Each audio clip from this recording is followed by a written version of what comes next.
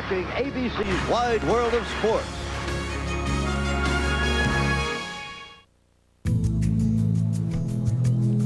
What is the Indianapolis 500?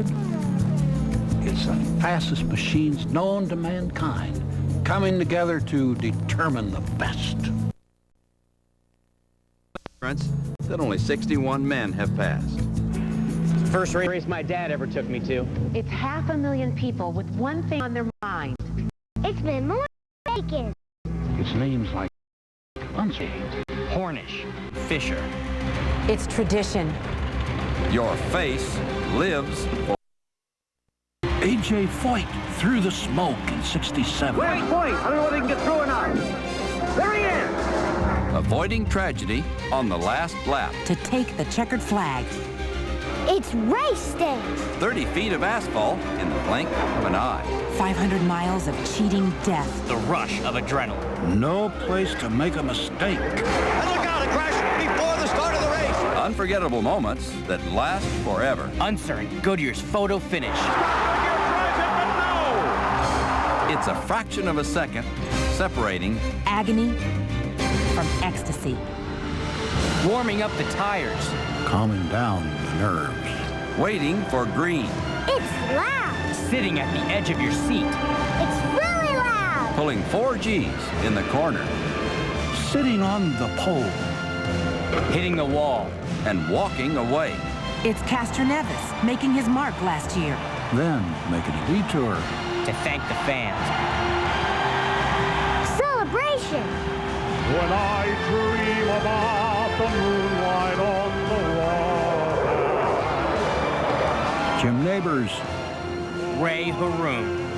A yard of bricks. A sea of humanity. 4 tires. 35 gallons of fuel. In 11 seconds. 230 miles an hour. 140 heartbeats a minute. 33 down to 1. Gasoline Alley. Victory Lane. The stands. The milk. The spectacle. Speed. Teamwork. Awesome. Lady and Gentlemen, Start Your engines. The Indianapolis 500. history in the making. For the 38th consecutive year, ABC Sports presents coverage of the Indianapolis 500. Welcome to Countdown to the Indy 500, presented by Radio Shack, as we get you ready for the start of the greatest spectacle in racing. Nearly 100 years ago, the concept was to create a racetrack and automotive testing ground to support the growing automotive industry. It has become the world's greatest race course with the world's largest seating capacity. And it will be full today as fans and participants from all over the world come back to Indiana. Good morning, everyone. From the crossroads of America, I'm Bob Jenkins, your host for our ABC coverage of today's race, and proud to be part of this team that will bring you all the action and excitement of this Memorial Day weekend tradition. For me and for thousands of other race fans, this is the day we anticipate from one year to the next. This is not just another track. It is not just another race. It is where, down through the years, men and women have fulfilled their dreams of participating in the world's greatest auto race. Some have basked in the glory of victory, while others have agonized in the humility of defeat.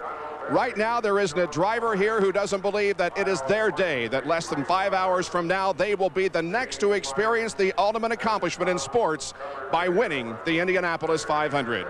2002 has brought an abundance of rain, an increase in speed, the fastest female in history, and a safety innovation which could revolutionize the sport. A year ago, Roger Penske's team won a record 11th Indianapolis 500. It all began 30 years ago when Mark Donohue became the first of 8 Penske drivers to win. The most recent name to be added to that list is Helio Castroneves, who as a rookie led his teammate Gilles de Ferran to the finish line last year. Gary Gerald is in the Marlboro Team Penske garage. This dynamic duo here of Castroneves and de Ferran finished 1-2 last year, but they didn't qualify nearly as well as they may have hoped. Starting in row 5, Gilles, anticipate any problems trying to get forward to become competitive? Well, there's always problems, because it's a tough field up there, so we'll just have to climb it, slowly but surely. And Helio, as you go for a second straight victory here, you go with an untested engine. You had to make the change after final practice. Any concerns because of that? Oh, concern always have, but I trust in my team. we did last year, exactly the same thing. So hopefully we're going to be in a good shape. And they start the race side by side in row 5. You think you're a good driver? Yes, I do. And what makes you think that? Well, I won a heat race. Sarah Fisher has been driving race cars since she was 5 years old, starting in quarter midgets before advancing to the go-kart. And now, Jackaroot, she's about to compete in her 3rd Indy 500. And Bob, she is that fastest woman you referred to a couple of moments ago. Sarah Fisher this year teamed up with Robbie Buell. What has Robbie taught you about success at Indy? Robbie's taught me that I need to have patience, and we got to be there at the end, and that's the most important part. One of the things that Sarah Fisher carries wherever she goes is this hand-fabricated trophy given to her, Bob, by her dad when she was just 5 years old. This international field for the 86th running of the 500 consists of 19 drivers born in the U.S. and 14 in foreign countries. 7 of those hail from Brazil. Helio Castroneves became the 2nd Brazilian to win the 500 last year. And while soccer may be the #1 sport in that South American country, all eyes today are on Indianapolis. ABC Sports exclusive coverage of the countdown to the Indy 500. Brought to you by Radio Shack. You've got questions, we've got answers. And Rocky Mountain Cold Coors Light. Cold down, easy. It's race day in Indianapolis, and as you can see on our Radio Shack countdown clock, there are 41 minutes and 40 seconds before the command to start engines. For only the 2nd time in history, every car in today's lineup qualified faster than the previous year's pole car. That has produced the fastest field in Indianapolis 500 history. In row 1, the speedy sophomore who's the 59th driver to start on the pole at Indy and 2 seasoned veterans. The 2nd row, teammates starting 4th and 5th along with the 1998 Indy 500 winner. Row number 3, the reigning IRL champion, last year's pole sitter and the fastest woman in Speedway history. In the 4th row, a flamboyant freshman, a versatile veteran, and a 2-time Indy 500 champ. The 5th row consists of the defending champion of the 500, his teammate and last year's runner-up, along with a former Rookie of the Year. Row 6, 3 exciting rookies, 1 from France, 1 from the Midwestern U.S., and 1 from Italy. Back in row number 7, a 7-time starter and 2 former winners of the greatest spectacle in racing. The 8th row is the most experienced in the field with 23 collective starts, including a 2-time winner. In the 9th row, the lap leader among non-winners at Indianapolis, flanked by a pair of rookies. The 10th row consists of Team Green and A.J. Foyt Racing. Both teams have won here at the Brickyard. And back in row number 11, a former IRL champion, a rookie, and a veteran back for his 7th start. If you're the pole sitter for the Indy 500, what do? Watch a little TV, try and kill some time. Bruno Junqueira, you will bring this field down from the point position. What is your plan? I try to do a good race, get to the end, and maybe lead the last lap. Bob, his hero when he was growing up, remember Nelson Piquet? Well, a year ago, 3 drivers came into this race with high hopes of winning and all came away disappointed.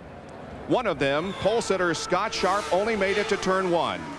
He was leading the field when his left side tires got below the white line. The car lost traction and veered to the right, striking the outside wall and ending his race.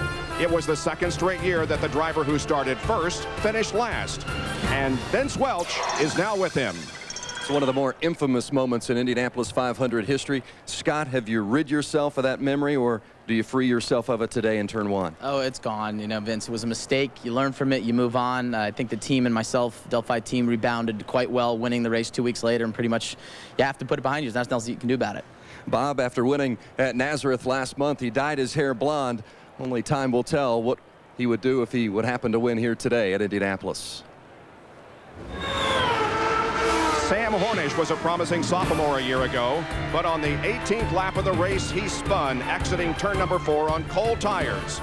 He did not make contact, but he flattened all 4 of the tires and eventually finished in 14th position. However, Sam did go in to win the IRL title and become the youngest champion of a major North American open wheel series. Gary Gerald, he comes into this year's 500 with high hopes once again. And back in his garage next to a backup car, Sam Hornish, does the confidence of that championship, how can it help you win your first Indy 500 today? You know, it's just got that out of the way. Last year came in here leading the points. Just wanted to make sure we did one thing, is to come out here with the points. And this year we can focus a little bit more on the race and trying to get a real good finish. Bobby starts this race today in 7th place, trying to erase the disappointment of that costly spin last year that cost him a shot at an Indy 500 victory. In his 6th Indy 500 last year, Robbie Buell was running 2nd when he spun on lap 166 coming off turn 2. The car made contact with the inside wall on the backstretch, but he continued in the race and finished 15th. Dr. Jerry Punch, this year he has his best starting position ever. And Bob Jenkins, Robbie Buell has certainly had his share of frustrations from that late lap spin last year to a concussion at California this year, which caused you to miss the last 2 starts. Robbie, does all that make this front row start today that much more meaningful to you? No, it's always meaningful just to make this race, to be at the front. That's a good thing. But we had a great race car last year, and we had a car capable of winning. And the Infinity Power is as good as last year, and I think we got the same race car we had last year. So with a little bit of luck, we're looking forward to today. Well, Bob Jenkins, consider this omen. 1997 was the last time Robbie Buell missed a race due to injury. Then he won in his first race back. And Jerry, the drivers begin to make their way out of Gasoline Alley. There's Raul Boisel, who'll start from the outside of the front row. Celebrities are always a part of Indy. Some have direct involvement in today's race. When we come back, we'll talk with one of them. Coverage from 1,000 feet above the Indianapolis Motor Speedway is proudly provided by the Saturn Lightship Team. Saturn and their retailers hope you enjoy the race and the view. This year's starting grid contains 6 former winners. 2 of them are 2-time victors, and 4 have won the race once. Arie Luyendyk's wins came back in 1990 and 97. He retired and was on our broadcast team in 2000, but he came out of retirement to compete here last year. And Gary, today will be his 17th Indy 500. And Bob, in just a matter of minutes, Arie will make the walk from the garage area out to the pit line. He says it's the best moment in motorsports. Arie, I've got to ask you, though, racing only one time a year, do you feel you're at any disadvantage in today's 500? I might be, of course, because the other guys are racing full-time, week in, week out, testing a lot. But Indianapolis, because it's a month-long deal, gives you a lot of time on the track. So that's where I can afford to do just the one race. And by the way, I want to say hi to Luca and Alec, the boys. They're at home. And he starts looking for his 3rd today from the 24th position. 4 years ago, Eddie Cheever took the green flag in 17th position here at Indy, got to turn 1 and did a half spin. But by lap 40, he had climbed to 5th, and when the checkered flag dropped, Cheever had won the 500, remembering his father. My father told me that if you're going to win one race in your life, win the Indy 500. This one's for my dad. With his drivers, Max Pappas and Thomas Scheckter, Eddie Cheever is an Indy team owner, but he's in a driver-only mode today. Eddie, how has winning this race in the past altered your perspective or enhanced it as you get ready for this 500 miles today? Winning this race was a structure that we built our team on. So every time I go out here, I try to do the same. I have 2 really great drivers here that I'm sure will fight as hard as they can for the win. Eddie Cheever looking to become the 16th multiple winner at Indianapolis.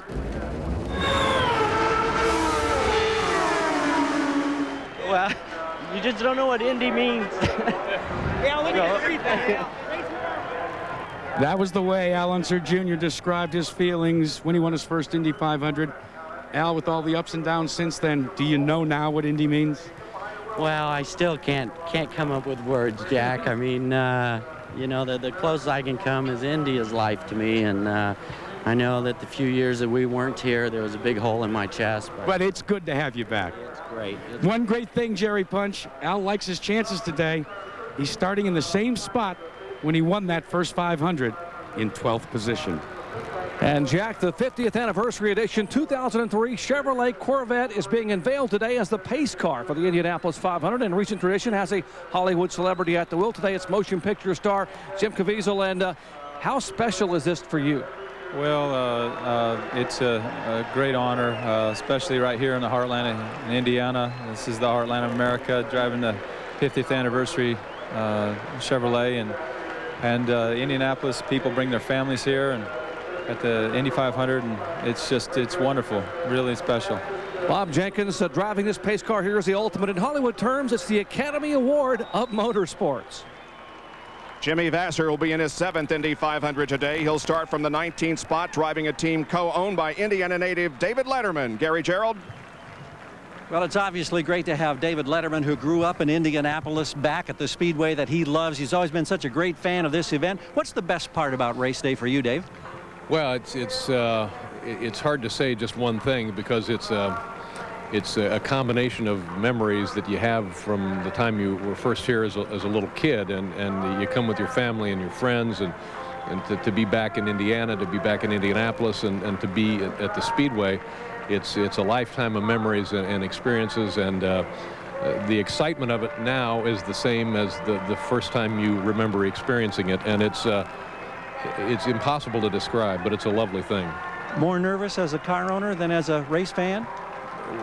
It's a different experience, and fortunately, I'm with a really, really good operation. So these are the people that get to be nervous. I get to be excited. Any words of wisdom for your driver, Jimmy Vasser? Well, he knows the pedal that gets things done, and he knows how to turn it, and I think we'll be pretty good. Great to have you back. Nice to see you. Thank you very much. Thanks, Gary. Nice to see Dave back home again in Indiana. Our anchor announcer today will call his 25th Indy 500 either on radio or TV. And our analyst was an 11-time starter in this 500, was involved in the closest finish in history a decade ago. He's retired from competition to join our team. Here are Paul Page and Scott Goodyear.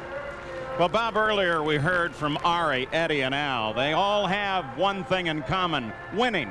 Between them, they share 5 Indianapolis 500-mile race victories. And Paul, they have a wealth of experience between all of them, and experience will play a part today in surviving 500 miles, and also could play a part in coming down to the start and finish line to take that checkered flag.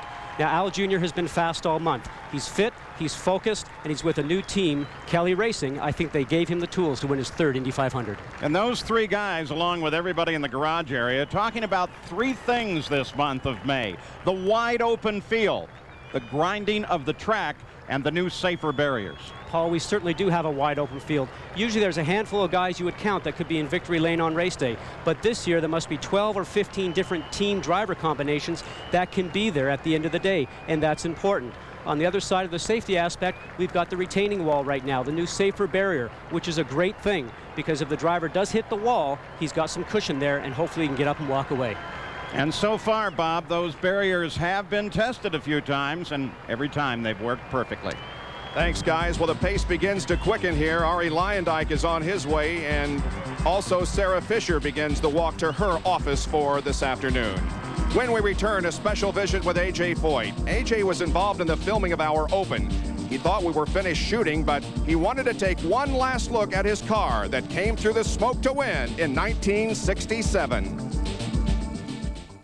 4 Formula One races this year. The first is today. Watch the Monaco Grand Prix immediately following our coverage of the Indianapolis 500.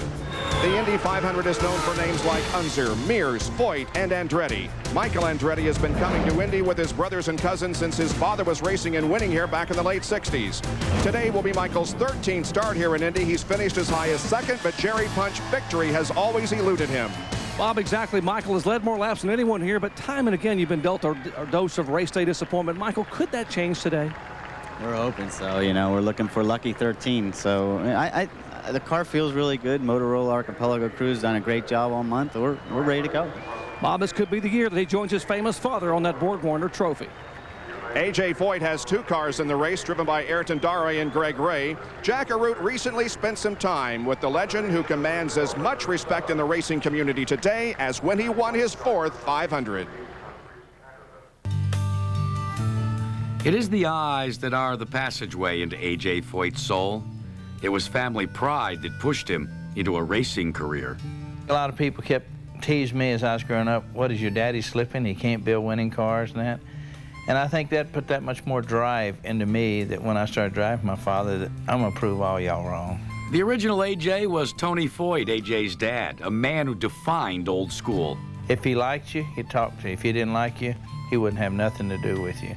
And he would tell you, just stay away from me. I don't want nothing to do with you. So that's the way he was all his life, and a lot of people need to be that way more every day. The two were tied together with an unbreakable bond until cancer took Tough Tony in 1983.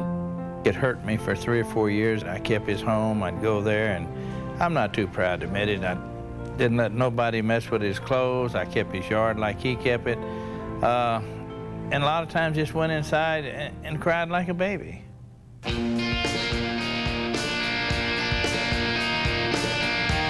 First of all, you're not going to impress me with your driving style because I've been there. You're not going to impress me on your wins. I've been there. You're not going to impress me on your track records because I've been there. I've hit that wall as hard as anybody, and I've hit as easy. So anything you do is not going to impress A.J. Foyt. That been there, done that attitude is backed up by 4 Indy 500 wins in the cockpit and another on pit road. A lot of people feel they made Indianapolis. There's no one person made Indianapolis. That place was there before we came along. It'll be there after we're gone.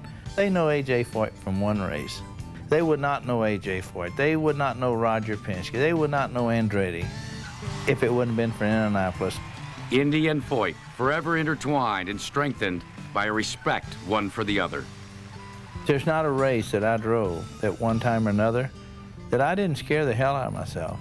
And I hear these big manchos that I want a hell of a lot more than they have. Nothing scared me. They're just BSing themselves, believe me. How many times did the press say A.J. Foyt wouldn't be back? I never missed an Indianapolis race, even when I broke my backs and legs. I get back, I sit second fast time, I walk to my car, and that's the determination A.J. Foyt's had all his life. And when I lose that determination, I will quit automobile racing. But right now, I still got it. Those eyes still burn with passion, but now it's balanced with experience. If I had my life to live over, I had my ups, I've had my downs. I don't think I'd have changed nothing, because if I fell over dead, I could say I died a very happy man. Ayrton Dari, what has this month with A.J. Foyt meant to you? It's been great, you know. I learned more with this guy in 3 weeks than I've learned in my whole career in IRL, you know. So just great. Bob, General Foods has announced that A.J. Foyt will be on their Wheaties box. Now I know that Wheaties is the breakfast of champions. Our Radio Shack countdown clock continues to tick. Sam Hornish Jr. has a little more than 21 minutes to get to his car before command to start engines. Nearly 400,000 spectators are filing into the world's greatest race course for the Indianapolis 500, the 86th running of this great speed classic. 3 years ago, Robbie Gordon nearly won the 500. He was leading, coming down to take the white flag when he ran out of fuel and had to make a pit stop. He's back again for an 8th time, and Vince Robbie hopes to race 1,100 miles today. Just making it to those 500 miles is sometimes tough enough. When you want to get to the yard of bricks, it can sometimes be so difficult. Robbie Gordon will indeed try for 1,100 miles today, but first it's 500 miles at Indianapolis. What's the most difficult challenge about 2 races in 2 states? Well, I think the most difficult challenge is not having our boss here, John Menard. You know, he's homesick. That's disappointing because we've got some really good cars. With Raul Bozel's car and my car, you know, we really wanted John to be here, but we wish him all the best at home, and wish you were here, John. We miss you. His teammate is Raul Bozel. Raul, you weren't even supposed to be here, and now you're starting from the front row. It's unbelievable to be here. It's incredible what to achieve in such a short time.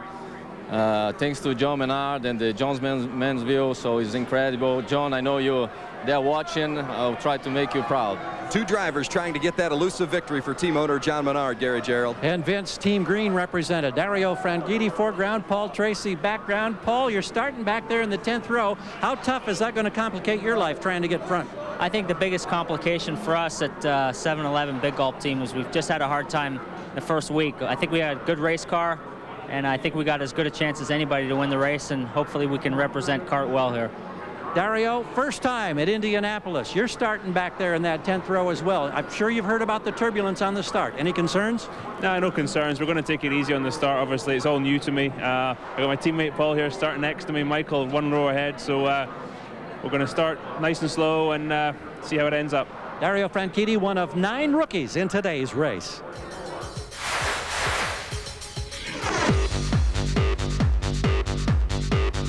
George Mack, Los Angeles, California, middle of row 11. Dario Franchitti, Edinburgh, Scotland, starting inside row 10. Shige Hattori, Okayama, Japan. Outside row 9. Alex Barron, Menifee, California, middle of row 9. Max Pappas, Como, Italy, outside row 6. Rick Treadway, Indianapolis, Indiana, middle of row 6. Laurent Redon, born in Saint-Chamond, France, inside row 6. Thomas Schechter, Cape Town, South Africa, starting from inside row 4.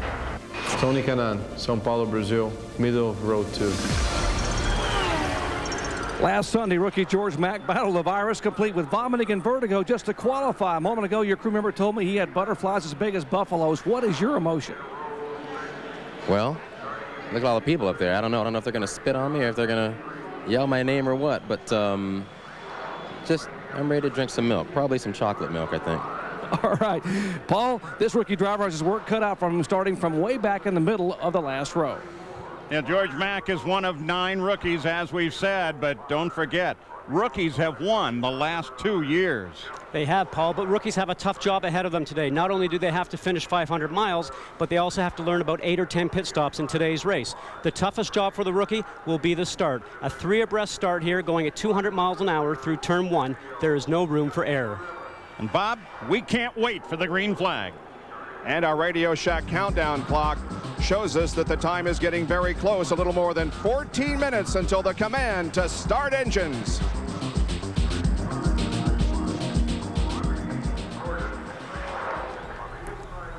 ABC Sports exclusive coverage of the countdown to the Indy 500, brought to you by Radio Shack. You've got questions, we've got answers. And Budweiser, delivering beer at its best with a crisp, clean, and refreshing taste known only to the king of beers.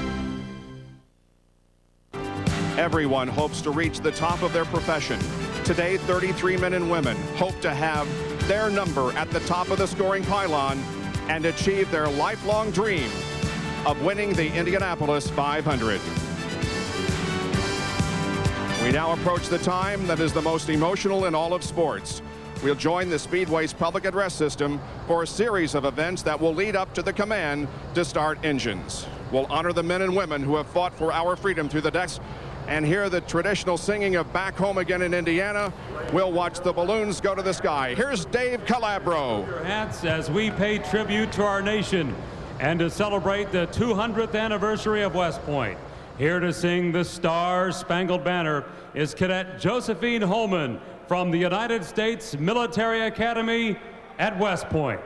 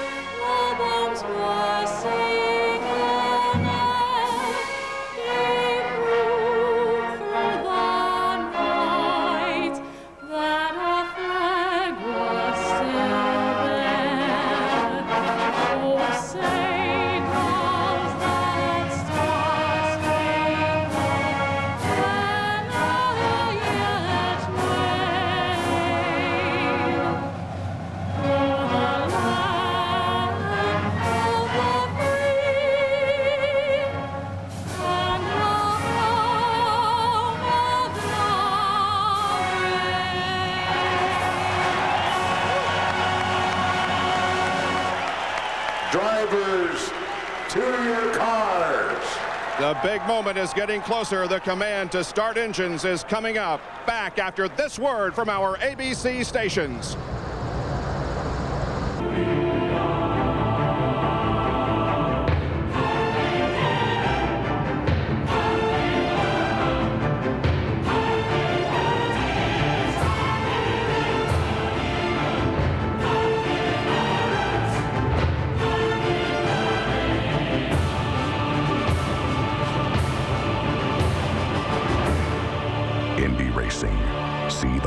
exciting racing in the world. What does it mean to win the Indianapolis 500? It's writing your name in the record books.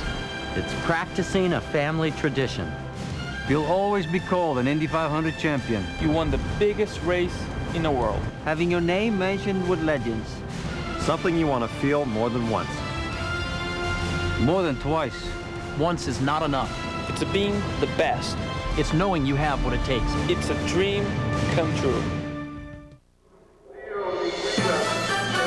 From the world's greatest race course, ABC Sports presents live coverage of the 86th running of the Indianapolis 500. It is a gorgeous day in Indianapolis. The sun is shining and 33 drivers are set for the green flag in just a matter of moments. This is Memorial Day weekend, and we rejoin the public address system. Serving their country is General Les Lyles, Commander, Air Force Material Command, Wright-Patterson Air Force Base, Dayton, Ohio. Thank you, Dave. The 11th of September changed all of our world. It's because of that, this Memorial Day celebration and this event has taken on even more significance and more importance for all of us Americans.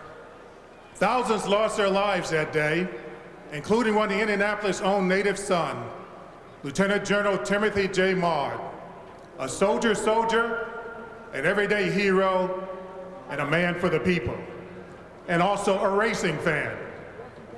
Since that time, 37 other Americans have lost their lives protecting our freedoms, fighting in Operation Enduring Freedom, the war on terrorism.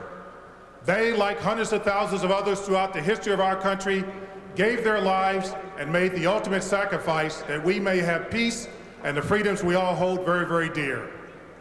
So as we all enjoy this greatest spectacle in racing, and we celebrate Memorial Day officially tomorrow, I ask you to think, remember, and pay tribute to the millions who have served, and especially those who have died. Remember and pray for those who are in uniform today and serving today as soldiers, sailors, airmen, Marines, Coast Guardsmen, and civilians, making sure and guarding our watch and protecting our freedoms. God bless them, God bless their families, and God bless America. Thank you.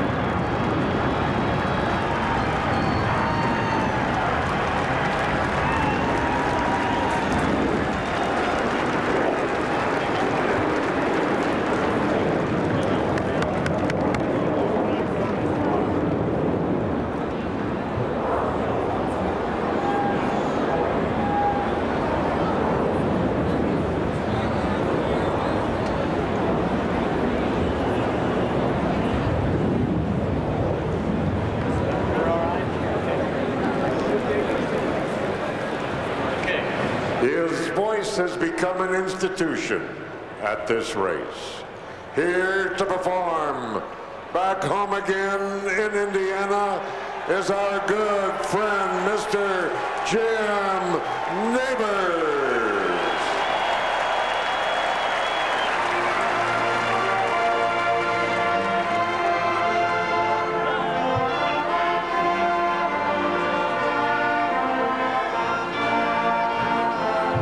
Home again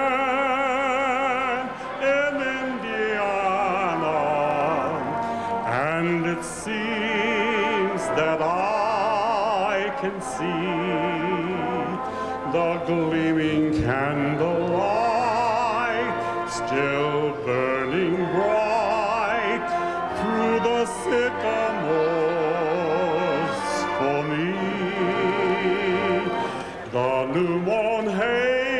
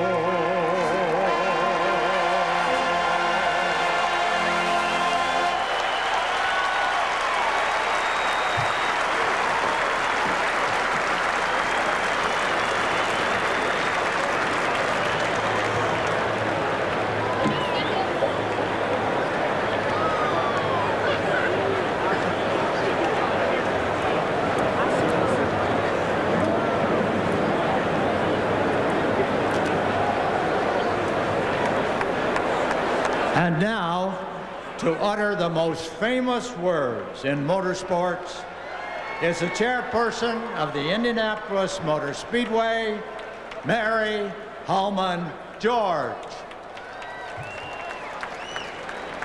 Ladies and gentlemen, start your engines.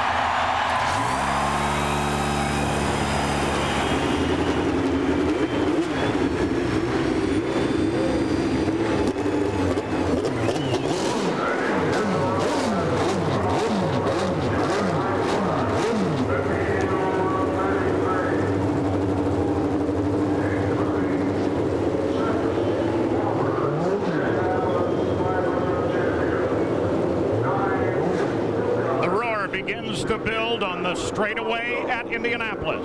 For the 86th time, the crews, the drivers, and the fans are ready. Each team signals that they are ready to go. So as the 11 rows of three are prepared to go, the pulses quicken. There are 33 cars with over 40,000 horsepower totally. They wait to be unleashed. As now we look at the starting grid, brought to you by 7-Eleven. The front row, Junqueira, Buell, Bosell. 36 winners have come from the front row, where a sophomore and 2 veterans wait. Giafone, Kanan, Cheever. Young teammates fill row 2 along with the 98 winner. Cornish Jr., Sharp, Fisher. 8 winners have come from the third row. Schechter, Gordon, Unser Jr. Only 4 winners have come from the fourth row, where a confident rookie and 2 veterans start. Castroneves, DeFerrin, Ward. No driver has won from the 5th row since 1966. Redon, Treadway, Pappas. 3 rookies occupying the 6th row. Vassar, Lazier, Breck. 5 winners have come from row 7, and 2 former winners start here. Hearn, Boat, Lyondike. No one has run from row 8 in 67 years. Andretti, Barron, Hattori. Only twice has the 9th row produced a winner, but Michael can never be counted out. Franchitti, Tracy Dare, a rookie Scotsman, a Canadian veteran, and a Brazilian sophomore. And Ray, Mack, and Dismore, a 4-time front row starter, a rookie, and a veteran in his 7th Indianapolis 500-mile race. The field is now rolling. Scott Sharp sits back in the middle of the 3rd row. Twice the winner has come from that position. Scott Goodyear can talk to him. Scott Sharp, this is Scott Goodyear. This is the biggest sporting event in the world today. How do you keep your emotions in check? It's awesome, Scott. It's awesome. It's a great place. We're blessed to be a part of it. You just got to focus on the job at hand and trust that Lord above will do the rest. Well, good luck and Godspeed. The field all got away nice and clean. Now they work on the first of 2 parade laps down the backstretch, and then they will begin the pace lap itself, and we will be underway. Let's take a look at the AT&T race analysis. Now the fuel here, the key is the fuel window. Some fear that the tires will wear out before the fuel tank is empty, and of course that means more pit stops. Arie Luyendyk, of course, a 2-time winner of the Indianapolis 500. And Scott, you've got calm with him. Arie Luyendyk, this is Scott Goodyear. This is a different starting spot than you're usually used to. What is your strategy for today? Well, you know, Scott, a lot of it depends on how your car feels. So if my car feels good, we'll go with the plan that the leaders take. If my car does not feel good, I will try and work it on a pit stop strategy that's different from the leaders. So we'll see how the car works, and then we'll go from there. Good luck today, Arie. And Jack Arute, a lot of the drivers are concerned about tire wear. And Paul, not only the drivers, but the crews as well. In fact, it's a fuel window, not a pit window you saw in the race analysis. Why? Because most teams feel they will have to pit earlier than running out of fuel to put on new Firestone tires. Now, that will change once rubber is added to the racetrack. They tell me by the halfway mark, Paul, the fuel window and the pit window will be in parallel. There's the pace car. 5 times Corvette has paced this race. And here it is again. Carefully checking the field behind the pace car. as it moves down the backstretch. Beautiful day in central Indiana. Let's go to Gary Gerald.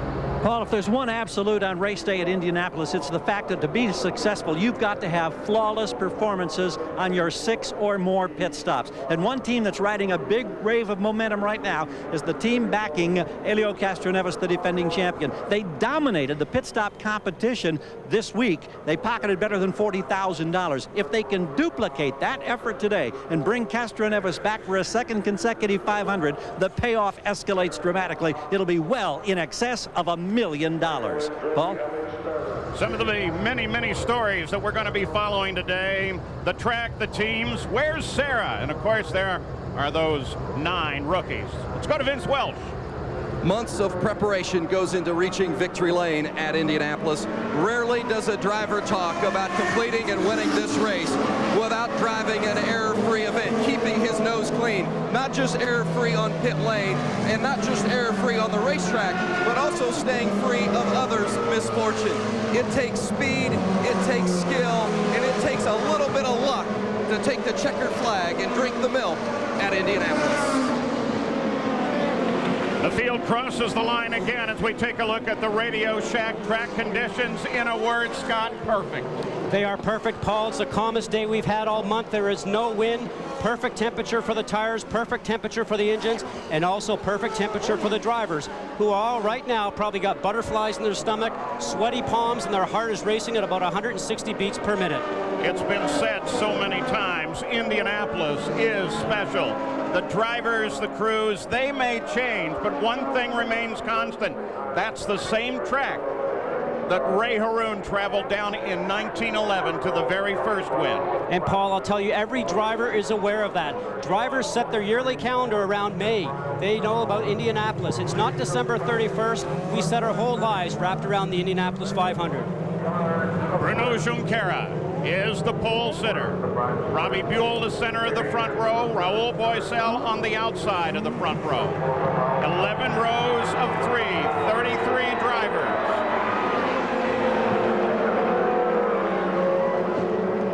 The pace car begins to advance the field. The acceleration should begin any moment.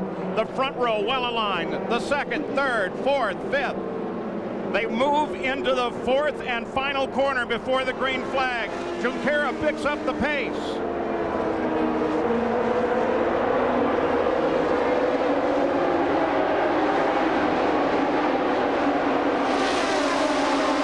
And Bruno Junqueira leads the field to turn 1. The 86th Indy 500 is underway.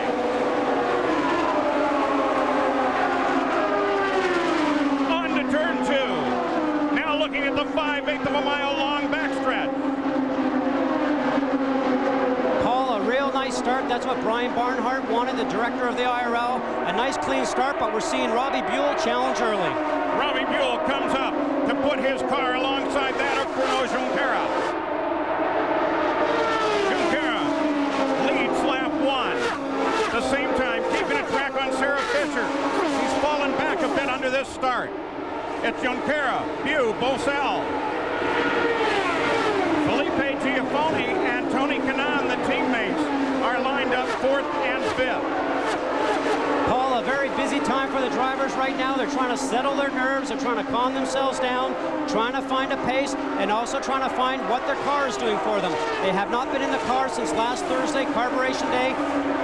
Tony Kanaan goes to the inside of Giafone. What a nice pass. You can tell when your car's working well. Right there, confidence in the car right away early. And this is what the guys are trying to feel out right now. Sam Hornick, the defending IRL champion, the points leader right now in the series. He's coming off a victory at Nazareth, Pennsylvania. Currently 6th, trying to move forward as fast as he can. As you recall, last year Sam had a miscue on lap 18. Spun the car, and that sat with him all year long. He's always said, I probably had the car to win the Indianapolis 500. Felipe Giafone just ahead of Hornick.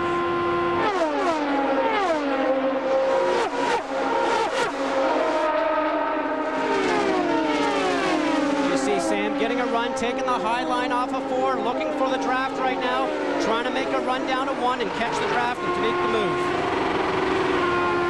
A bit of a touch into the rib limiter there.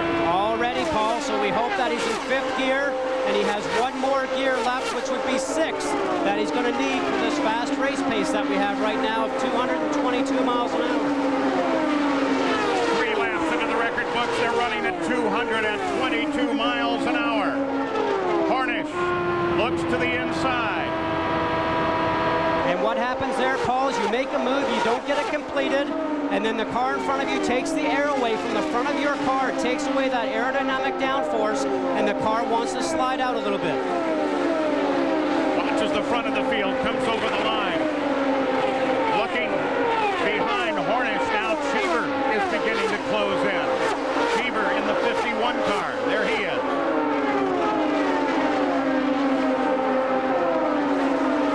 Cheever's probably running in a high gear right now. He knows that the engines that he has run 400 miles, but they've not completed 500 miles in race conditions. Today will be the first test for that. How about Michael Andretti? He started 25th. He's now 18th. On board Michael. Look at that crowd, Paul. That's something a driver does not see when he's in the car. The 11 years that I was here, I can tell you that you know the crowd is there, but you don't see all the color and warmth that's up in the stands. So with 5 now in the record book, 195 to go. Here are the drivers that have been making moves in these first laps.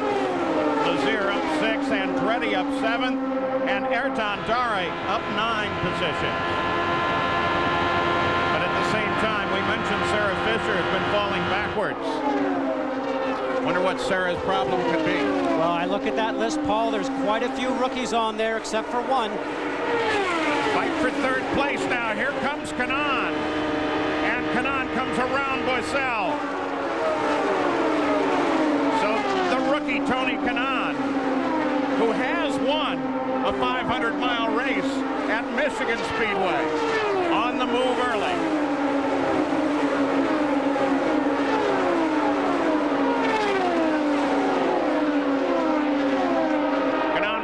Likable guys at the track. Irreverently called by many the rudder because he's got a, well, you see his picture, you'll figure out his nose is just a bit bigger. But he's fun. He actually grew up in racing. When he was in Italy trying to race, he worked in a garage, and that was where he slept. But in order to do that, they locked him in the garage every night, and he had to stay there until they opened it up the next morning. Now beginning to move on Buell. Paul, you talk about Tony Kanaan, that's just some of the dedication a lot of drivers need to be able to make it to race here at the Indianapolis 500. Many stories are like that. I'll tell you, the start, there was a little orientation in the front rows. Junqueira got across the line, but when they dropped into single file, I mean, this has been awesome. This is a great race pace right now, 222 miles an hour still. But on that start, we talked about it, that's exactly what the IRL wants. The car on your left is qualified faster than you, and when you get down to turn 1, the car on the right is just to follow in behind. A nice, smooth start. You will not win the race on the first turn or the first lap. Gary Gerald, what's going on with Sarah Fisher? Paul, we just checked in with Dane Hart on the scoring stand. He's in radio contact, of course, with his driver. He said there's no problem. Everything is fine with the car. It's a long, long race. We just want her to settle in, get into a race rhythm. They say there are no concerns in the early laps. Well, you're on board for a second there with Sarah Fisher. And the first 10 miles have been nice and clean. First 10 laps, 25 miles, looking even better. Don't forget, when you look in the upper left-hand corner, we'll put an arrow pointing up or down when someone makes a move during that lap. Right now, it's Junqueira that's setting the pace at 222.7 miles an hour. Second place, Jack Arute, is Robbie Buell. Right now, Robbie Buell is battling a little bit of an understeer when he goes into the corners. Not enough to be concerned, however. And Scott, you know they've got onboard weight jackers, and that's exactly what Robbie's using right now to try and take some of that push out as he continues to be pressured from behind. We mentioned Eddie Cheever. You saw him just zoom past Sam Hornick. So the 500-mile race is well underway, and Bruno Junqueira has become the 174th different driver to lead. Bruno Junqueira has been setting a blistering pace. 14 laps complete. He's now on the last lap over 224 miles an hour. First 10 laps averaged at 220.153. There is Robbie Buell and Scott Goodyear. He has a possible problem.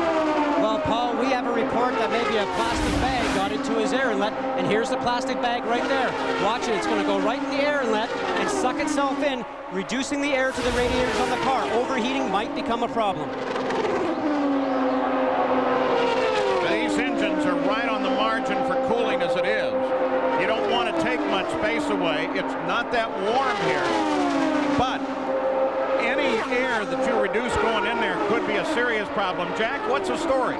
Well, Paul, we've caught up with the type of plastic bag you just showed, and you can see once it gets sucked in, it literally, as big as it'll get, flat up against the radiator, it'll cut the air down. Now, how will the team know whether it's affecting the temperature of the engine? Onboard telemetry being read out by the Infinity engine people. So far, the temperatures remain steady.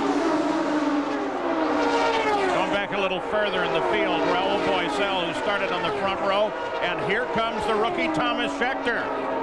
Scheckter goes to 5th place. Now, Paul, let's talk about Thomas Scheckter. The first couple of races this year, 2 big crashes, including Miami, taking out his own boss.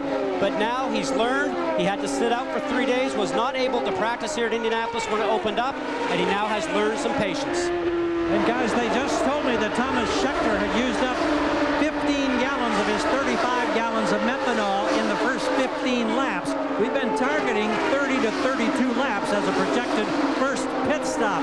A lot of teams have been concerned about tire wear on the right rear, as you alluded to in the early show. Sam Hornick's flashing by. That's one of the first things they'll look at on the first stop, making sure that they're getting the tire wear that they have to have on this newly ground race surface. And now there may be a question about Raul Boisel as well, because he's been slowing just a bit.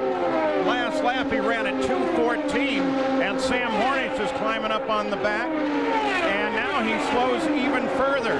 So keep a track on Raul Boisel. Don't forget, coming up next, ABC Sports takes you through the winding streets of Monte Carlo. 4-time F1 world champion Michael Schumacher heads the field at one of racing's most glamorous events. The Formula One Monaco Grand Prix is next, right here on ABC. When we talk about how fast they travel, there is a 100-yard football field superimposed. Paul, a football field length in about 7 or 8 tenths of a second.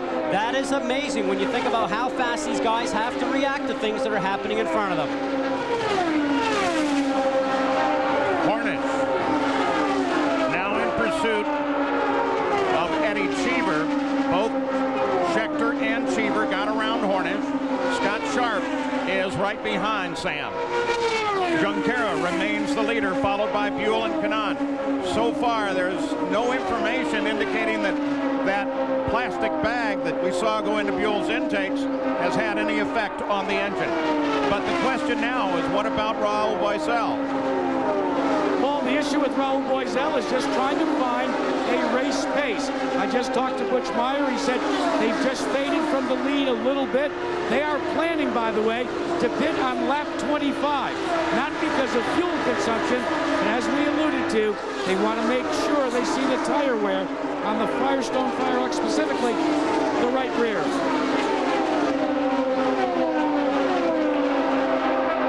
Buddy Lazier has moved into 12th place now.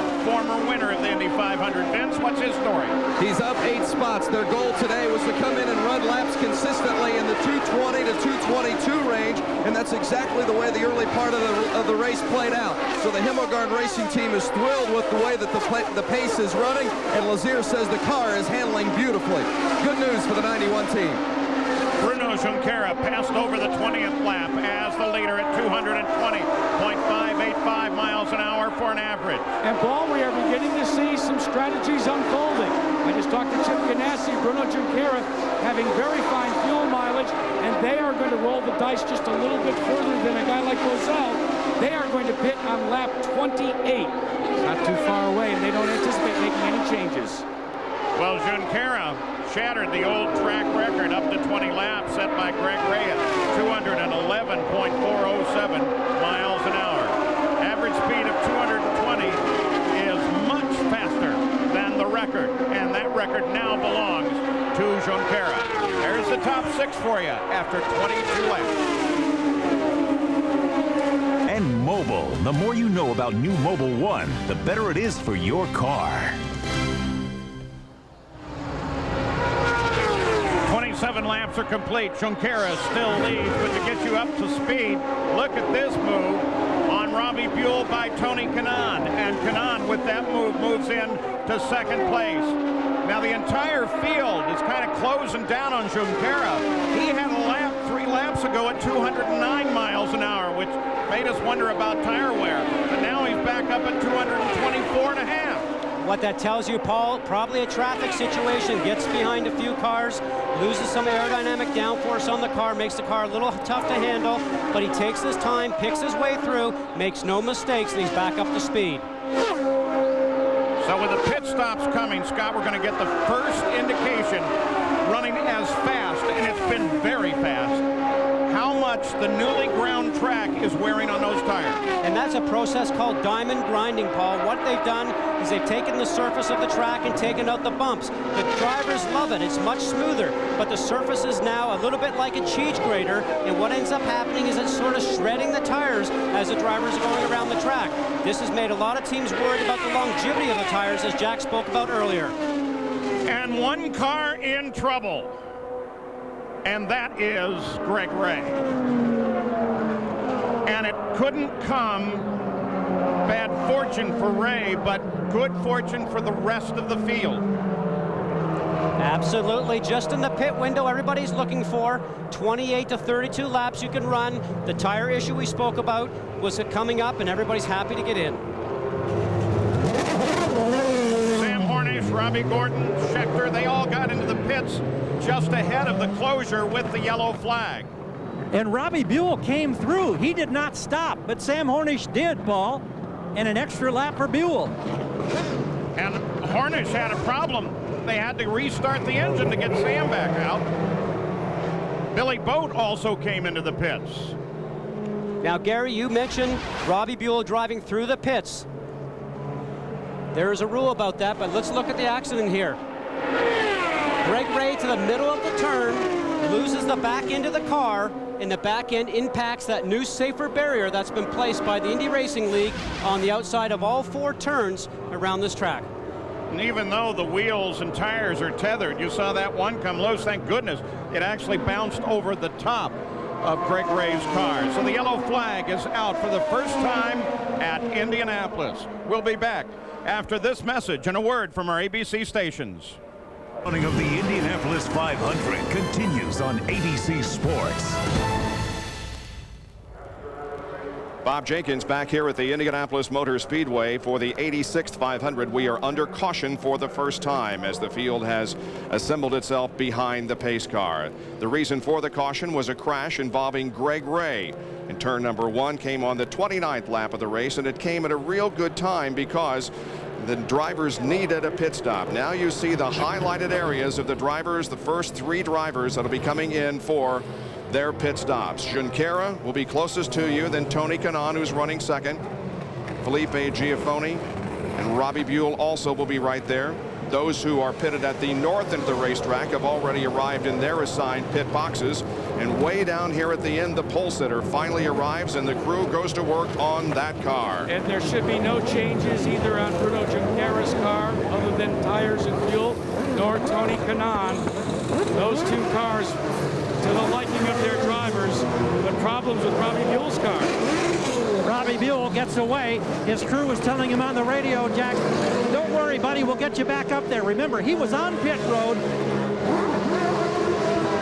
They have stalled the engine on Bruno Junqueira's car. They have got it fired back up, and this is a costly miscue. Still having problems was Bruno Junqueira late in the pit stop. Let's see if we can get a word with Chip Ganassi. Chip, what happened? It looked like a nominal pit stop. Things were going well, and then when he dropped off the jack, it stalled. Everything was fine. He obviously stalled in the pits, and we got our work cut out for us now.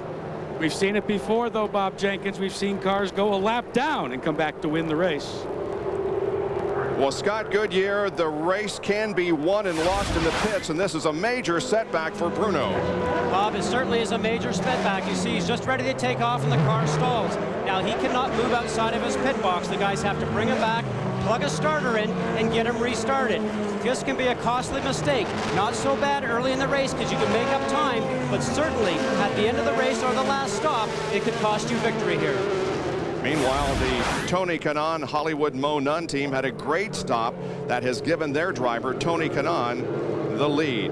Once again, under caution because of an accident involving Greg Ray. He did get out of the car and appeared to be okay. We'll be right back. ABC Sports exclusive coverage of the 86th running of the Indianapolis 500. Brought to you by Delphi, driving tomorrow's technology. Rocky Mountain Cold Coors Light, cold down easy. Yamaha, makers of fine motorcycles and ATVs. Nobody's more in tune with motorsports than Yamaha. And Valvoline's Max Life, the first motor oil for higher mileage engines. We welcome you back to the Indianapolis Motor Speedway. 34 laps completed under caution because of an accident involving Greg Ray. The safer barrier was installed here as a safety innovation. It was tested on the very first day of practice. Scott Goodyear has a closer look as we go at the track. Since the first race in 1911, the Indianapolis Motor Speedway has been the leader in automotive safety and technology. Under development by the IRL and the University of Nebraska since 1998, the Indianapolis Motor Speedway installed what they call the Safer Barrier in the beginning of May. SAFER stands for Steel and Foam Energy Reduction. The goal of the wall is to reduce the impact on the car, which in turn would hopefully lessen the likelihood of a driver getting injured. The SAFER Barrier has been installed on the outside of all four corners of the 2.5-mile track.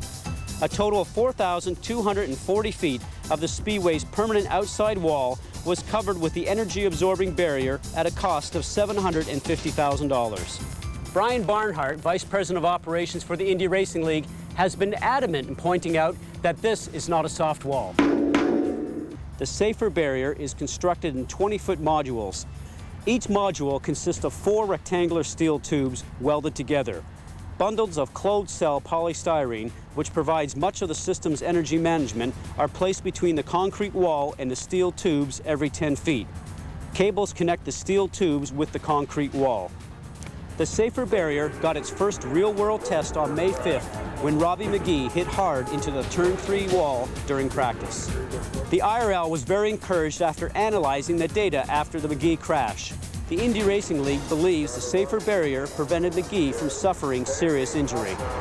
There have been other accidents since McGee's involving the SAFER Barrier, including P.J. Jones, Max Pappas, Alex Barron, and Mark Dismore, and each driver will tell you that the SAFER Barrier has done its job.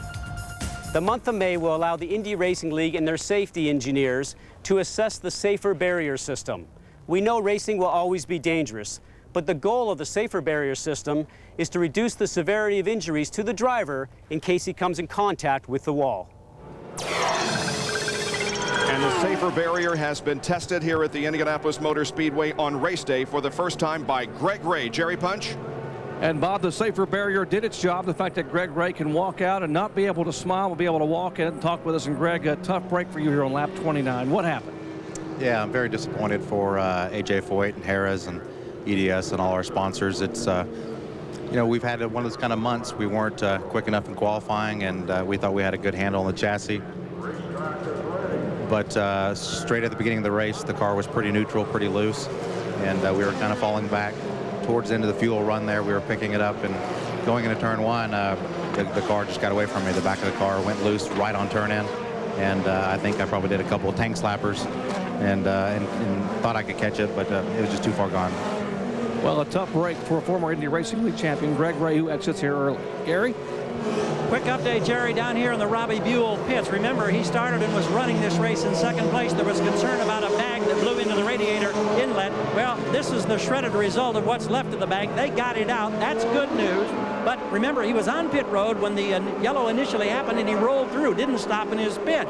So that cost him. He's now in 11th place. But the real good news is tire wear. Here's the right rear. You can see a little bit of marbling right here. But John Martin told us with the tire guys, 15% wear left after 30 laps. That's real good news, guys. Well, with those pit stops, there have been some interesting changes. Junqueira with the stall, a terrible loss. Buell drops back. All the front row really has gotten in trouble because Bosel's sitting down in 7th. And Kenny Brack advanced from 21st through 10th. Ready to come back to the green with Thomas Scheckter in front of the field. The South African rookie leads Sam Hornish. And Tony Kanaan, you see him jump out there as he overhauls one of the slower cars from 3rd. Scott Sharp is 4th. And Paul, the restart is a very dangerous time, probably the next dangerous time you would say to the start of the race. Ends up happening, the tires are cold from being changed and being put on the car. The fuel's up to full 35 gallons of weight. And what ends up happening, you got a heavy car with cold tires. You got to make sure you pick up the pace gradually so you don't end up taking it into the wall. But on the other hand, it's the only time you're going to be really close to everybody else in the field. You must take advantage of it. The 86th running of the Indianapolis 500 is now 38 laps complete. The pole sitter, Bruno Junqueira, led to the first pit stops and then had a terrible stall which put him down to 20th place. The race has now been picked up as we go back to the green flag after Greg Ray's accident by young Thomas Scheckter. Helio Castroneves, you see him there. Working on him is Jimmy Vasser, and Vasser's got him. Paul, what happened there is Castroneves had a look on the inside, and what ended up happening, he came out slow at a 2, and sure enough, Jimmy Vasser had the run on him, and he took him down. Here we ride with Robbie Gordon, a good handling car in that dirty air right there, and he can still fall through the turn. Robbie Gordon, who you know will drive 1,100 miles today, all things being well, though there's still a question of if he would win here, whether or not he would go on to Charlotte in the Lowe's Motor Speedway. Paul, if that was me, I'd be here celebrating until the guards went home, I suspect. And no one would blame you. Scheckter, Hornish, Kanaan, the top 3. 2 of those, Scheckter and Kanaan, are rookies here. The Menard singular car. Robbie Gordon is the car on the move. Look at that view down this front straight, 50 feet wide. Paul, 9 football fields in length is the front stretch. We saw that in the diagram a little bit earlier. It doesn't take you long to get from turn 4 to turn 1, and boy, you've thrown a lot of touchdown passes going 225 miles an hour. Onto the long backstretch, identical to the front, 5/8 of a mile long. Scheckter just blasted the 40th lap at 226 miles an hour and slows just a little bit on the last lap. Jack Arute. And Paul, remember at the top of the show we were concerned and echoed the concerns of crews that said maybe the fuel window and the pit window might take a while to come in parallel. Well, as you watch the leader go at it and looking in his mirror seeing Sam Hornish, I just checked with Owen Snyder. They inspected the Firestone tires. They say now they can pit for tires and fuel at the same time. Tires are no longer a concern.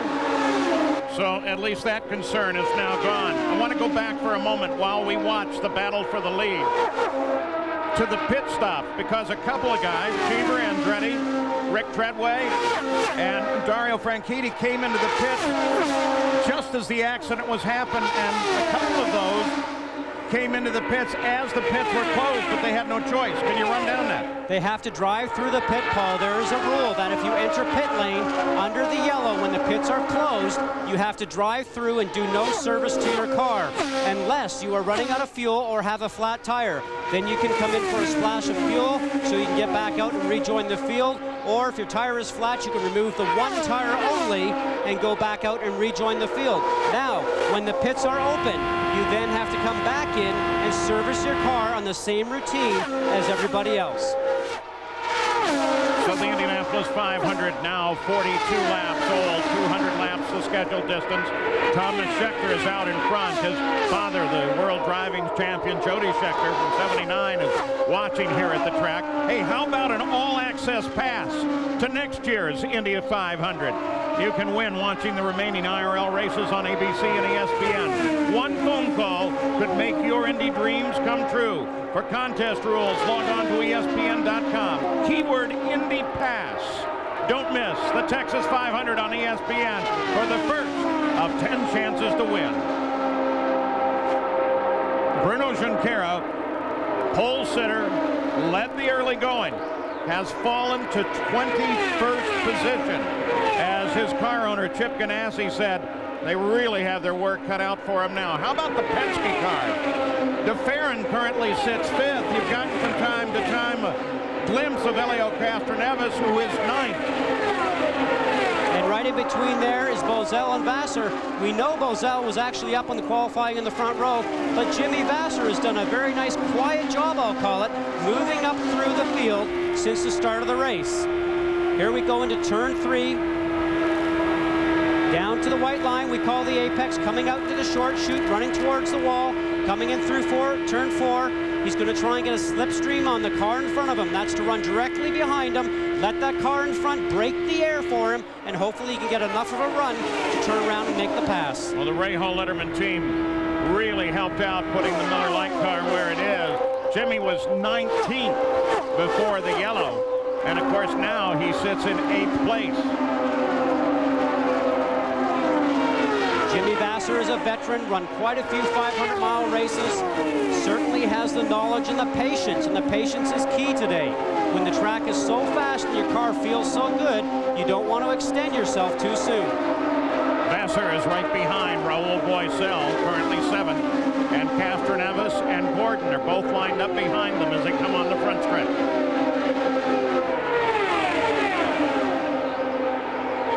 That's Felipe Giafoni that's sitting just ahead of Boisel.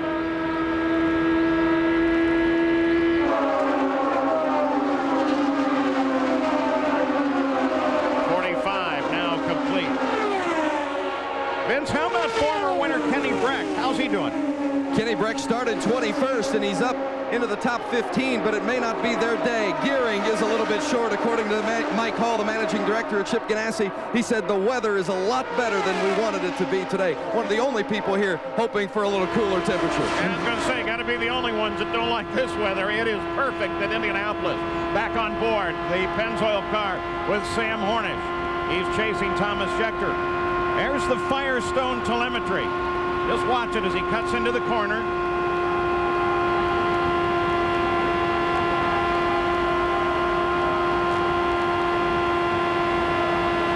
Now the important thing to hear there, guys, no lift of the throttle through turns 3 and turn 4.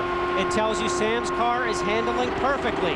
On the rev limiter, we heard this a little bit before from Sam's car and a few other cars. The wind is not as strong today as maybe the teams expected, and the wind is actually going across the racetrack. Maybe some of these teams have anticipated the wrong gear ratio in the race pace for today, and only time will tell when we get down to a shootout for the final few laps. Scott, we were just checking in the Sam Hornish pit. On that pit stop, they added a little bit of front wing. And Sam Hornish, using a slower car, gets alongside of Scheckter. They go 3 wide coming off at turn 2. Scheckter comes back to the front. Paul, that's a race of 2 guys in the 20-somethings, and they're not going to take their foot off the gas. Oh, look at this. Tony Kanaan took the advantage. Came inside of Hornish. And Paul, all the while, your current leader, Thomas Scheckter, is burning down the 35 gallons of methanol faster than Owen Snyder would like to see. So he said to his driver, try to save fuel. In the meantime, try to hold off these two guys. Amazing chain of events behind Thomas Scheckter. Sam Hornish got him. Scheckter came right back at him. And when Hornish styled just a little high, here came Tony Kanaan flying down the inside. Scott Sharp sitting back in 4th place now. Jill DeFerrin is up to 5th. Traffic becoming a factor now because all that started when they came down behind Mark Dismore in the Grill to Go car. Coors Light most laps led thus far. That belongs to Bruno Junqueira. That's going to change. Up to the 50th lap. Now, Paul, what a lot of these top drivers are doing right now is getting a feel for their competition, seeing where their strength is and where their weakness is, because they need to know that, understand that, for when they might have to go back and have a battle for them at the end of the day. The other thing they're doing is they're communicating with their team, and they're letting them know how their car is working so they can make some adjustments on the next pit stop. Keeping track of Bruno Junqueira, who fell to 20th with that miscue on his pit stop, and now 21st. More importantly, he's only about 13 seconds from going a lap behind the leader. Wow, what a miscue or a mistake can change your way, Paul. We see it many times. Sometimes, usually it's at the end of the event. But I can tell you right now, he's feeling the weight on his shoulders. You got to assume that the car is pretty much the same. Is that a big psychological hit? Well, you can recall that he was not back with the team earlier this year, and then he was recalled just about 2 months before the season started. So he knows that maybe Chip Ganassi was looking for other drivers in the offseason. He's done a great job, just won in Japan just a couple of weeks ago, but this will certainly play on his mind that he made the error that has cost him about 20 spots. It always amazes me. You think of the race driver as such a tough, courageous guy, and yet the teams are very sensitive to keeping their attitude right, and their attitude is something to always be thought about. Oh, Paul, this race is different than any other race you can ever run in. The emotions run so high, not only before you get in the car, but all the way through the race, and a mistake like that can really turn your emotions around. Let's take a look at the AT&T race analysis at the conclusion of 52 laps with Thomas Scheckter, the rookie, as our leader.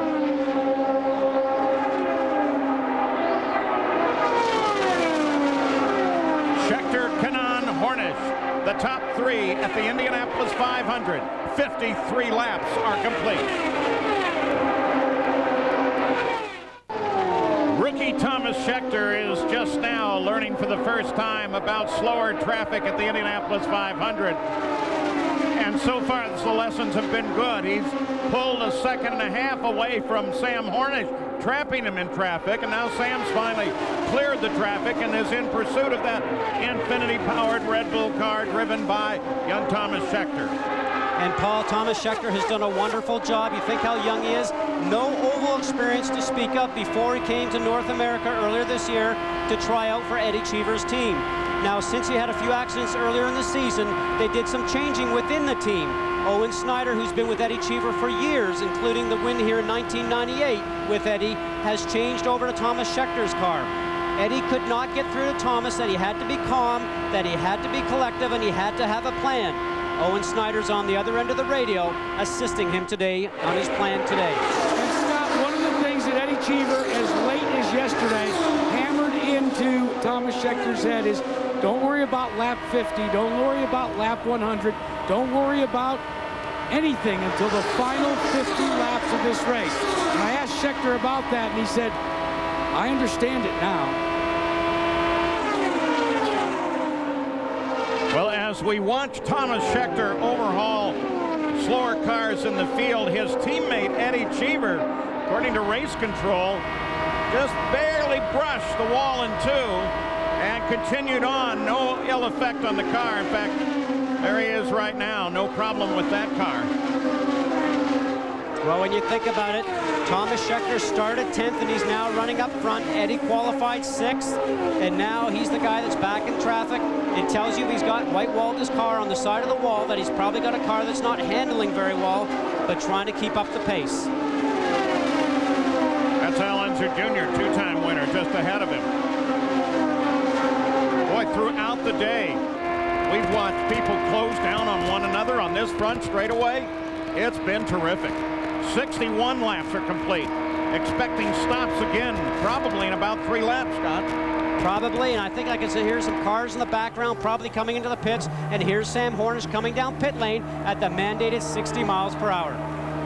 A little sooner than expected here as Sam Hornish pulls a tearaway off of the visor of his helmet to clear any oil or debris that might have attached itself, and heads down for the Pennzoil Panther pits. Well, one of the concerns is that this race pace is so much quicker than they had anticipated. They're going to take another close look at tire wear, particularly on the right rear. They put in some wing on the first stop for Hornish. There's a quick adjustment by Rocket Kevin Blanche at the right front. Fueling is complete. Hornish is rolling. That's a terrific stop, and he's out of here. Unlike the first round of stops, these are coming under the green. Hornish being the first of the key players to make it to the pit. And Paul, when Thomas Scheckter saw Sam Hornish, or heard Sam Hornish pull onto pit road, he pleaded to come onto pit road, and it was Owen Snyder very calmly saying, no, we are going to complete 2 more laps. Expect the Red Bull leader to come down onto pit road as we speak.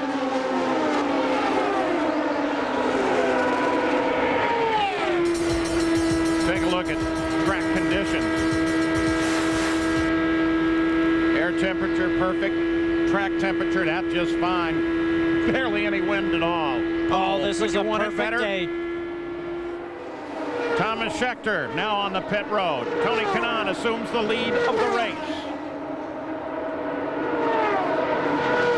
Paul, how close did the Red Bull Infinity team pull this for Thomas Scheckter? They had, according to the computer, but 1.5 gallons of methanol left in the tank. No big change. In 12.5 seconds, and what took so long was filling that near empty tank. Second good pit stop for Scheckter, and that's important. It's difficult to make a stop here.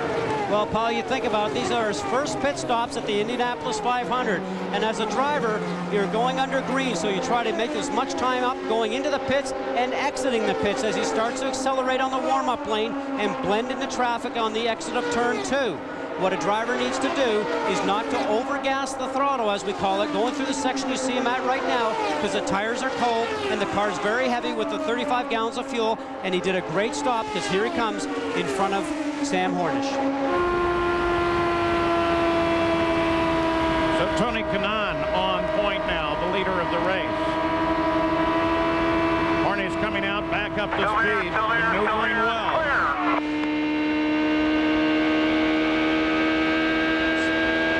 Sam Hornish was actually going around Sarah, not Robbie Buell. See Sarah motioning something with her hand. Well, she might be trying to make a signal to the pit lane where the signboard people are. She might have a radio problem because there's not really a reason to take her hand off the steering wheel. With the stop under green, though, the net effect for Hornish was to put him a lap down in 23rd position. Now remember, in Scheckter's car, we're talking Infinity power. The current leader is Tony Kanaan. That's Chevrolet power. The Infinities are said to be more powerful, but more power usually means you burn fuel faster. Absolutely. And that's what ends up happening is watch Tony Kanaan coming down pit lane for his service work. Scott Sharp picks up the lead of the race as Kanaan heads for service. Well, we don't expect any changes on Kanaan's car. They like the balance. It's been handling beautifully. He hits the marks. He has experience as a 500-mile winner in the Card Series. And right now, revving the throttle as they complete the tire changes, light the fuel. Let's see what he does. Oh, just under 11 seconds. That was better than the stop moments ago by Hornish. He pitches it sideways just a little bit with a 10.2-second stop. Scott Sharp, the leader, slows down and heads for pit road. Watch your speed, watch your speed. Zero on fuel, 0 on fuel. You hear that radio contract, watch your speed. The 60 miles an hour is what we spoke about. Easy, look for Roberts, look for Roberts. And the 0 on the fuel is put the motor back to full richness on the fuel trim. Clear, open in front. Jill DeFerrin comes out of 3rd place and comes into the pits behind Sharp. Easy.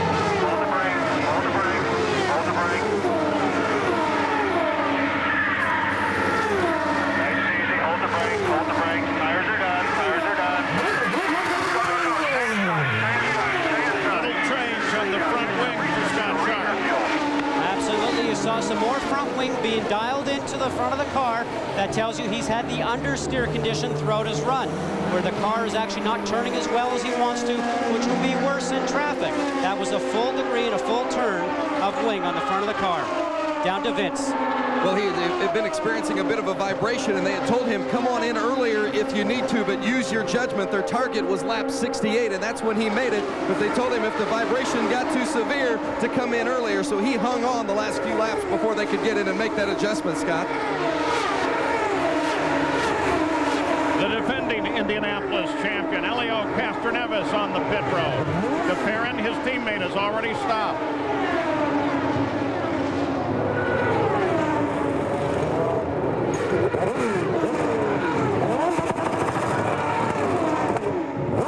This crew blistered to stop in the pit stop contest this week. A bit longer there, though. Paul, certainly will be longer. You got to think about the fuel. The pit stop contest is 4 tires only and just a simulated fuel hookup as we watch Al Jr. come into the pits. Here they're adding 35 gallons of fuel. It does take a while to get inside the car. Unser Jr. became the leader. He's carried the fuel tank 69 laps as he heads for service. And Paul, we do not expect any changes on Al Unser Jr.'s Techno car. He likes the way it's handling. They changed the 4 tires. See how long it takes for the fuel, because that's been the issue. There's so much fuel in the tank because it's 500 miles. It takes longer to get in to the 35-gallon tank. It'll get a lot faster when that fuel runs down. Good stop for Unser Jr., the Corteco car out of Kelly Racing.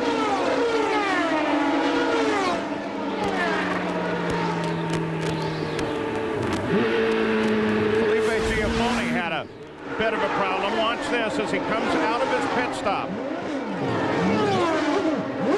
Whoa! Boy, shades of Lloyd Ruby was leading, and they pulled a whole side out of the car. And what's the net effect of that, Scott? Well, there's definitely some miscues there, Paul. The car went down off the jacks. The man on the front was already still dealing with the wings, trying to make an adjustment, and the fuel hookup was not out of the car. As soon as the car goes down, a driver thinks that's the indication for him to go. He probably just didn't listen to his pit crew and telling him to hold, hold, hold. You have to hear them say go. That was the vent hose that you saw unraveling there. That'll have to be changed. So Kanaan, the teammate, is the leader of the race once again with the stops all but complete. Scheckter is in second. Sam Hornish is now third.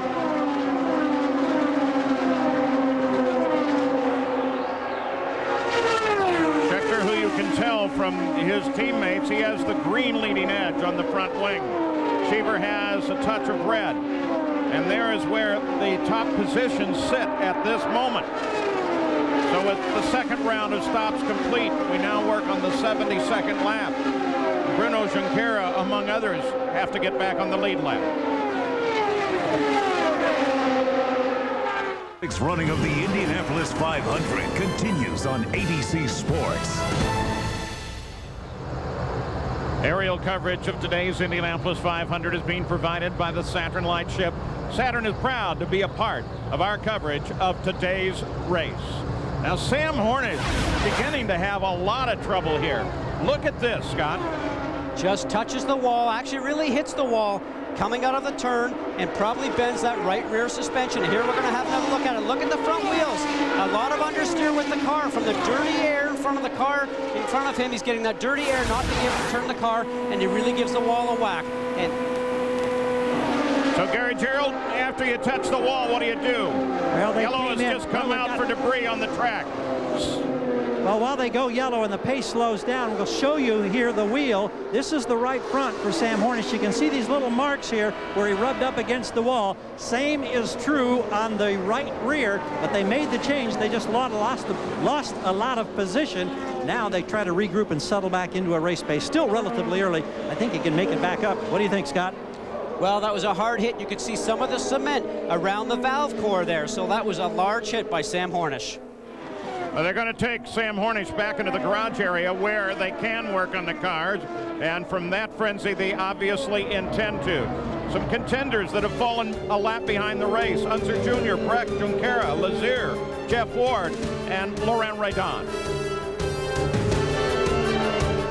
Wide World of Sports update brought to you by Mobile One. Nothing outperforms Mobile One. Here now, Bob Jenkins. 80 laps completed in the running of the 500. We're under caution for debris on the track. It gives us an opportunity to bring you up to date on some news that occurred here recently. On Thursday, a major announcement by Honda. It has been decided that they will indeed be part of the Indy Racing League beginning in 2003. Robert Clark of Honda Performance Development made the announcement. They will provide engines for the IRL. There are 15 races on the schedule this year, and after today's 500, the series moved to Texas for a night race. The second half of the season features the first IRL visit to Michigan Speedway. But the 1.5-mile Bank, Texas Speedway has always provided some exciting racing and some of the most close finishes that you have ever seen. And the Texas race fans, they are And Thomas Scheckter has gone on to pit road for 2 reasons. Most importantly, to bring the fuel tank back up to 35 gallons. They are consuming so much fuel at such an alarming rate, they have to try and get as much and give up track position. The other problem, guys, is the water bottle on board has gotten so hot. Thomas says he can't drink it that way and said, how about some tea bags? Maybe I can do it that way.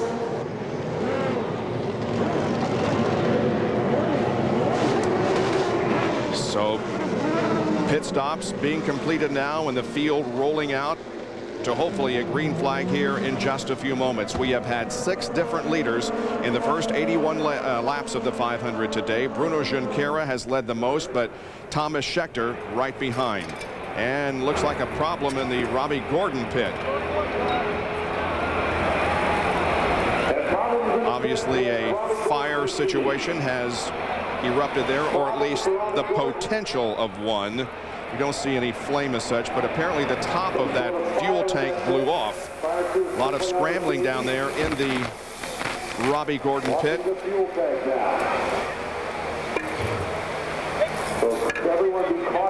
Everything appears to be under control down there in the area. Meanwhile, Scott Sharp is having a very good race. Scott Sharp, Scott Goodyear here. Looks like you're having a great day up to 4th place. How's the car and how's the traffic handling? Thanks, Scott. Feels like car's really doing well. Guys are giving me some great pit stops. We're just pacing ourselves at this stage. You know, making some minute little changes here and there, but nothing too big, and trying to set ourselves up for late stages of the race. Do you think you have the speed to run for the final checkered? I think we do once we get there. Good luck today, Scott. Back to Bob. Scott Sharp currently running in 4th position. We told you about the excitement of the racing at Texas Motor Speedway, where we will be a week from Saturday night. Scott Sharp was involved in a very close finish there recently. And the Texas race fans, they are on their feet and loving it. Greg and I got so close a couple times. I was just waiting for the hit, and amazing we didn't. Now Cheever goes, whoa, oh, they're going to go 3 wide. Can't drive like that. I mean, I'd get underneath them and they just chop you off. Sharp moved me 3 lanes up in the way into the grade. I had no place to go. I had 2 choices: hit the wall or go high. It was wild, I tell you. Look at this, 3 abreast. Oh, this isn't going to work. Yes, it did. And Greg Ray takes the lead, and Cheever had to get out of the throttle once again. Back live now at the Indianapolis Motor Speedway. We would go down to Vince Welch. One of the fan favorites here at Indianapolis is Mark Dismore, but not a good day today. Mark, what happened? It's 0 you know. I mean, last year was so good and special and everything, and I'll tell you, it started 2 weeks ago, Vince, when we had our accident. We never did a race setup. I missed 9 more days on top of the 8 months I hadn't been in a car, and we just never got to work on a race setup. And so the thing was just a handful. I couldn't hang on to it. We made 3 or 4 changes. Nothing fixed it. I'm in everybody's way. I'm not doing myself any favors or anybody out there any favors, and I just need to get off the track. Mark said that car was evil, Bob. Well, obviously another driver not having a real good day. Arie Luyendyk started 24th. He's now running 26th. Scott? Arie Luyendyk, Scott Goodyear. I know the plan was to move up through the field and take advantage of yellows. What's going on with your day? Just not enough yellows, really, but, you know, we have good pace. 220, 221, and always in traffic. It looks like this field is so tight that once you get into a certain spot, that's kind of where you're going to be stuck. I don't see the leader of the race at one point, Juncker behind me, who was behind me for 20 laps, because that's the pace, and everybody's running a great pace. It's hard to move up today. Well, as we get close to halfway, we wish you all the best. Thank you. All right, thanks. The average speed of the field right now, 175.366 with 2 cautions. Watch this scary moment. This is Robbie Gordon making a pit stop. And once again, we have a situation in which the fuel hose did not disengage correctly. And a result of that, there was a scary situation, and the top of the fuel tank was apparently blown off or pulled off, but no apparent problem. Watch the right side of your screen. We should be able to see the top of the fuel tank blow off as they, there it is, as they try to restart that car. Gary? Mark Wida is in that pit. Mark, can you tell us what created that and how much damage, and has anybody been hurt? We don't think anybody's hurt right now. I think everybody's okay. Just the vent hose got stuck. It came halfway out, got stuck in the bodywork a little bit. It pulled the hose. Looked like the hose had a little fuel in it, ignited, and went and actually brought it back up into the tank, and then that's when the top blew off the tank. Everything's under control now? Well, except that we don't have any fuel, so we don't know exactly what we're trying to figure that out right now and see. We got fuel in the car. If we can't any more fuel in the tank, we may be hosed. Okay, massive cleanup meanwhile on pit lane as we go to Jerry Punch. And the reigning Indy Racing League champion Sam Horney sits in his car back here in the garage area. Sam, what happened up there? We saw you have some slight contact with the wall. Yeah, just pushed up behind some lap traffic. You know, a lot of guys out there not realizing what the blue flag is for today. How bad is this car damaged? They're working feverishly here behind us.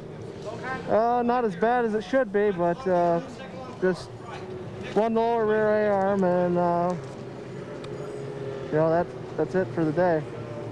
You can hear the disappointment. They are working to get him back out, changing the right lower A-arm on the rear. They're trying to get the defending series champion back out in the Indianapolis 500. Paul?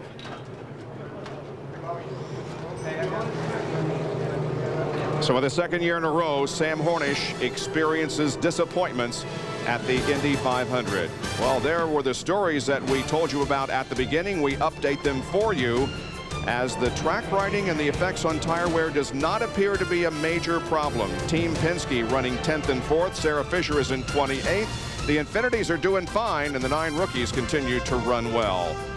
There's the rookie recap. One of them, Tony Kanaan, leads. Sports exclusive coverage of the 86th running of the Indianapolis 500. Brought to you by Chevrolet. Wherever there's a winner's circle, we'll be there. Firestone, America's tire since 1900. Miller Lite, life is best told at a place called Miller Time. And the amazing world of Samsung Digital. Everyone's invited.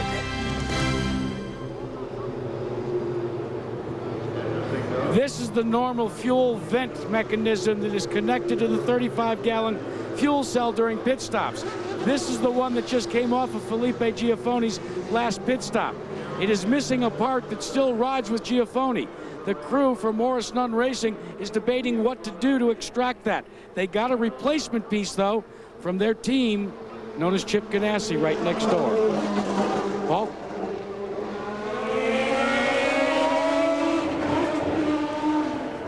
Well, I don't play golf, Scott Goodyear, but Tiger Woods is a pretty good golfer, and we'll give you a comparison now here as we look at the number of drives it would take him to come down the front straightaway at Indianapolis. It would take 3 drives, Bob, and I'll tell you, everybody knows how well Tiger can shoot off the tees, and it's amazing to me to think that he would have to do that 3 times just to get down the front stretch. It tells you again how fast these cars are going.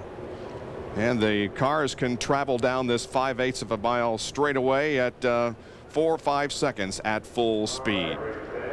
We are under caution here at Indianapolis once again because of debris on the racetrack, and the drivers are going to be given the signal, we believe, this time down, that they will be going back to racing next time around.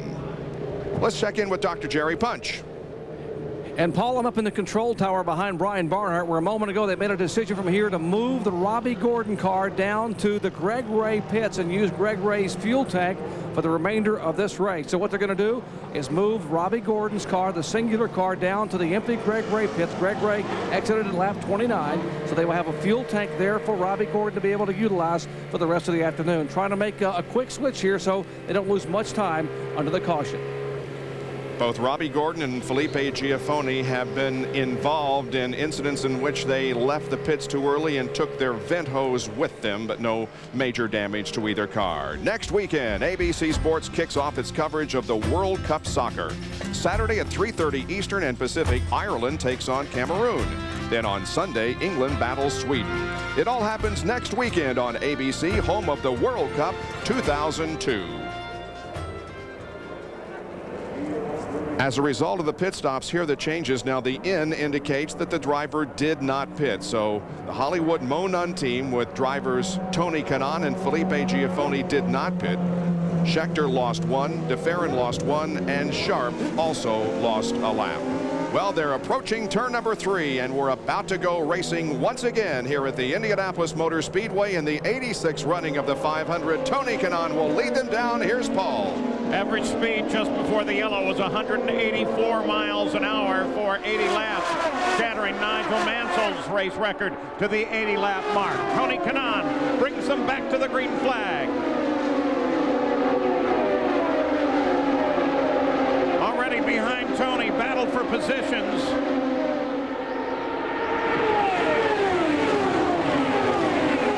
This is the time, Paul, where a lot of drivers try to make up time on a start because all the cars are bunched together. And a very close run there for Ricky Treadway, just getting a little bit too close to traffic in front of him. Felipe Giafoni, who has, of course, that problem with the vent was right there. And Jimmy Vasser, now he ran over a hose coming into the pits on his last stop. And they said they were going to penalize him, but I wouldn't slow down that early for a penalty. And here's a second problem. So Junqueira in trouble. And what's the problem with Vasser? Junqueira is going to go for the pit road. And Sam Hornish comes back out of the pits after the work in the garage area. So suddenly 3 different occurrences. Well, Paul, it looked like Jimmy Vasser was dead stick, as we call it. Either he was out of fuel, electronics stopped, or he had no gearbox drive. So that car is stopped. Junqueira certainly ended up having a motor blow. You can see by the trail of smoke coming out here as we watch Jimmy Vasser come down pit lane, now looking for his pit box. And the yellow light comes out. We've got problems. It's one of the Hollywood cars. Oh, several cars involved.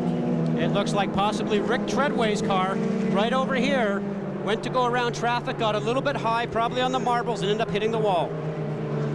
Now the question is, you mentioned Rick Treadway and the problem that he had in the close proximity that he was running to Giafoni, but this could be the leader. You can't tell. The car's on the other side of the safety units. Could it be oil that maybe Giafoni put out on the track? Well, we're not sure, Paul, but certainly you could have maybe knocked your wing with Rick Treadway. Now you can see the other car is Tony Kanaan. That was the race leader. He's slow to get out. That looks like a hard impact. You can see all the damage on the left-hand side. We talked earlier about the safer barrier, which usually helps a driver upon impact on the wall. Here he goes down to the center of the turn, a little bit high, probably cold tires and full fuel, and the back end got away from him, and he made impact with the wall by the safer barrier. So the leader, Tony Kanaan, takes himself out on the 89th lap of running. Watch the impact there. What a crunch that is, and I can tell you from as a previous driver, there is nothing more disheartening. Know that the car is going to go around. You become a passenger just before you hit the wall. And it was well after that. It seems that Treadway got it wrong. And Paul, he actually missed the new safer barrier. He was in the middle of the short chute between 3 and 4. Buddy Lazier right behind him there. He's back on the lead lap. watch as we go through here, and we're seeing Junqueira's motor blow, maybe a little bit of oil on the track. We don't know that quite as of yet. Junqueira's right on the white line. He probably should have taken the entry road, which is up in this area here, once he knew his engine was blown. So Kanaan may have got on the oil. He might have been doing the right thing by trying to run high and really be away from the oil. Go back and look at, here's Kanaan. We're also trying to figure how Treadway got where he did. Wow, back end just jumped on him.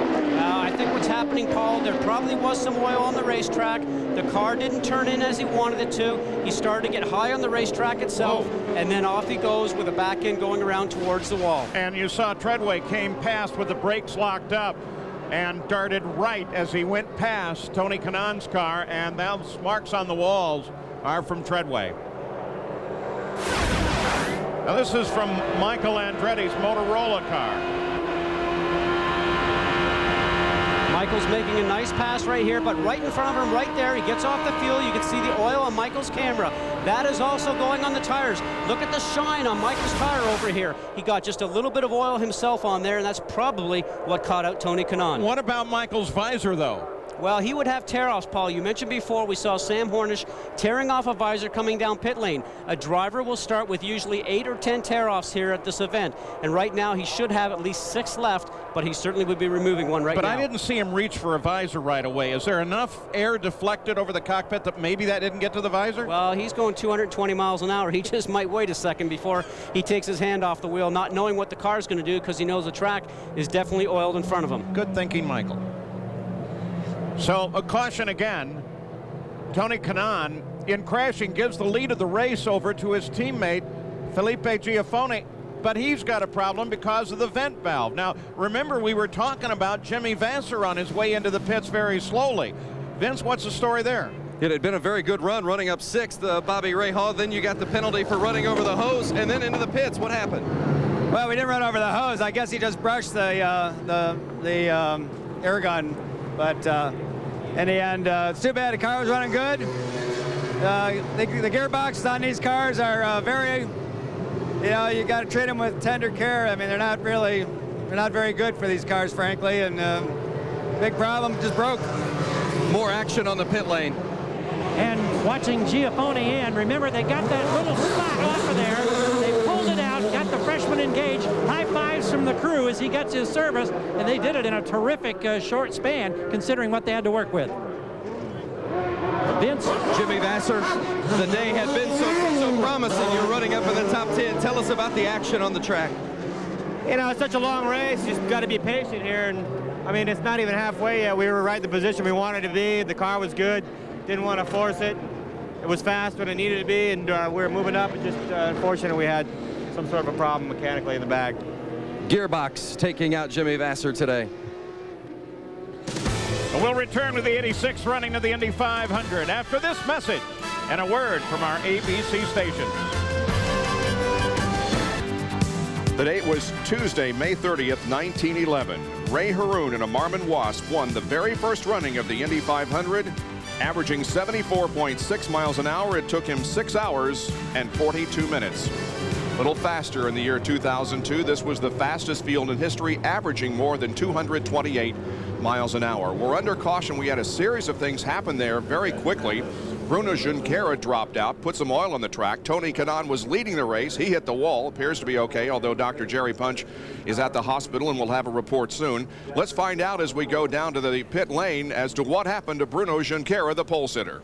Bruno, very frustrating finish to your day today, but you led a lot of laps. What do you take from this event this afternoon? It's a shame. I had a car to win this race. I was leading the race until I started to have the problem with the clutch. And I think the clutch make the gearbox break and after the engine blow off, but I have to thank Team Target to give me a great car, to give me a car that is capable to be on the pole. I learned a lot this year, and I hope I can come stronger next year. As Bruno Junqueira, the pole sitter, is out. Dr. Jerry Punch. And Ricky Treadway out of the care center. Ricky, I know you're in a hurry to get back in the garage area. What happened to you? There was some oil. Somebody blew a motor, and there was a bunch of oil in between turns 3 and 4. And a couple of cars got sideways in front of me, and I moved to the right to avoid the car in front of me and got into the marbles, and I just couldn't quite keep it off the wall, and I just barely brushed the wall. But the Sprint Kyocera Airlink car was really handling good, and looking forward to it was a tremendous experience in front of this great crowd. All right, Ricky's going to hustle back to the garage area and try to get back out. Gary Gerald?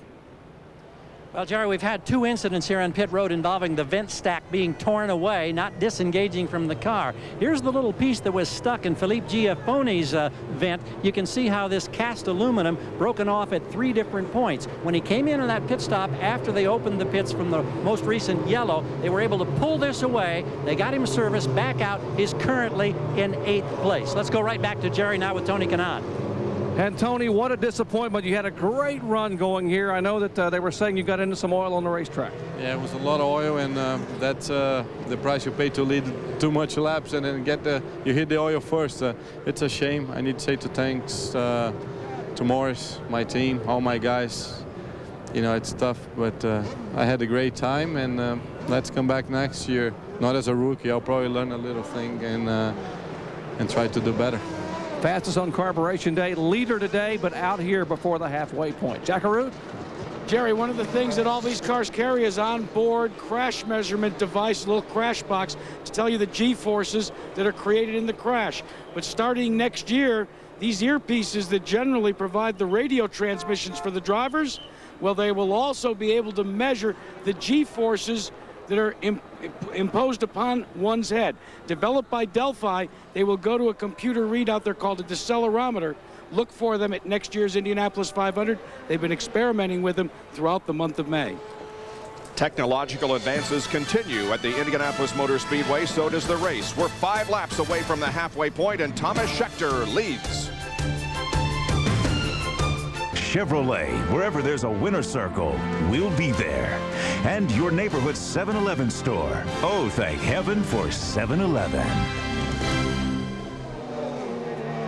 Welcome back live at the Indianapolis Motor Speedway. Less than 3 laps from the halfway point, Thomas Scheckter is leading the Indy 500. Coming up next, ABC Sports takes you through the winding streets of beautiful Monte Carlo. Formula One's 4-time series champ Michael Schumacher heads the field at one of racing's most glamorous events. The Formula One Monte Carlo Grand Prix is next here on ABC. 40 years ago, ABC was also at Monaco covering the Grand Prix. Veteran legendary announcer Jim McKay was on hand and had to be shuffled off of the grid. First of all, of course, you'll be seeing the race itself. 100 laps around the circuit here in Monte Carlo. Interspersed with the race, you'll also be hearing Phil Hill's comments. One moment and I'll get out of here. Phil Hill's comments during the race. Okay, looks like they're going to chase us out of here because they want to have a race in just about 1 minute. And we'll be back in a moment with the start of the Grand Prix of Monte Carlo. That's the way Jim McKay was. To get a story, well, you stay with it. Watch the Monte Carlo Grand Prix of Monaco coming up immediately following our coverage of the Indianapolis 500. We have had 7 leaders in the race so far. Thomas Scheckter is at the front of the field right now. The cars are once again coming down the front straightaway, and they are getting the signal of 1 lap to go. You see the lights on the pace car are out. The pace car is pulling off of the track. The leader of the race will lead them around for the build-up lap to the green flag. Let's go back to Paul Page and Scott Goodyear. Thomas Scheckter will lead the field around. Here's the restart order. Scheckter is first, DeFerrin is second, but Buell and Unser, as you see, are in between first and second as they come back to the green. They'll be 1 lap short of the halfway point when they come back to green. That's right, Paul. And what Buell and Unser on the side of your screen mean, they are down 1 lap. First you have Thomas Scheckter leading, then Gilles DeFerrin, and the lap cars are in between them. So at the start, the thing that wants to happen for Gilles DeFerrin is that he wants to get by both of those guys very quickly and hook on the tail of Thomas Scheckter. And Sam Hornish Jr., with that long repair in the garage area, is 13 laps behind the start of this, or the lead of this race. Scheckter, DeFerrin, Sharp, and then Paul Tracy, who said earlier that he feels like he's leading the kart contingent coming here. And Paul, right now, Paul Tracy feels as if the track is coming to him. They've made a couple of minor air pressure adjustments. That's been it all day. Schechter picks up the pace right where he's supposed to. Watches for the green.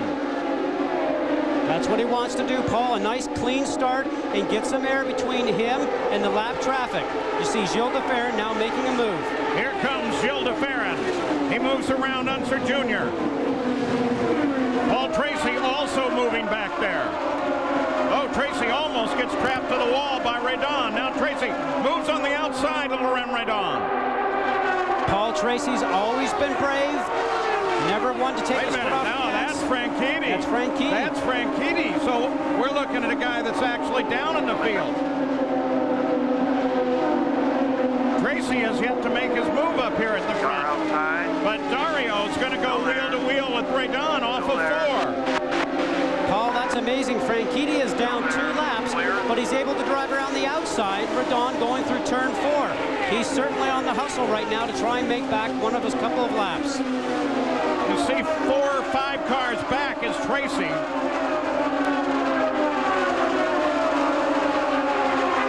Now, Paul, we're also seeing a few things right now because the outside of the turn is very smooth now. I think this diamond grinding process they've done to the track is actually allowed to run multiple lines. I'm not sure you would have saw that type of pass maybe a year or so ago.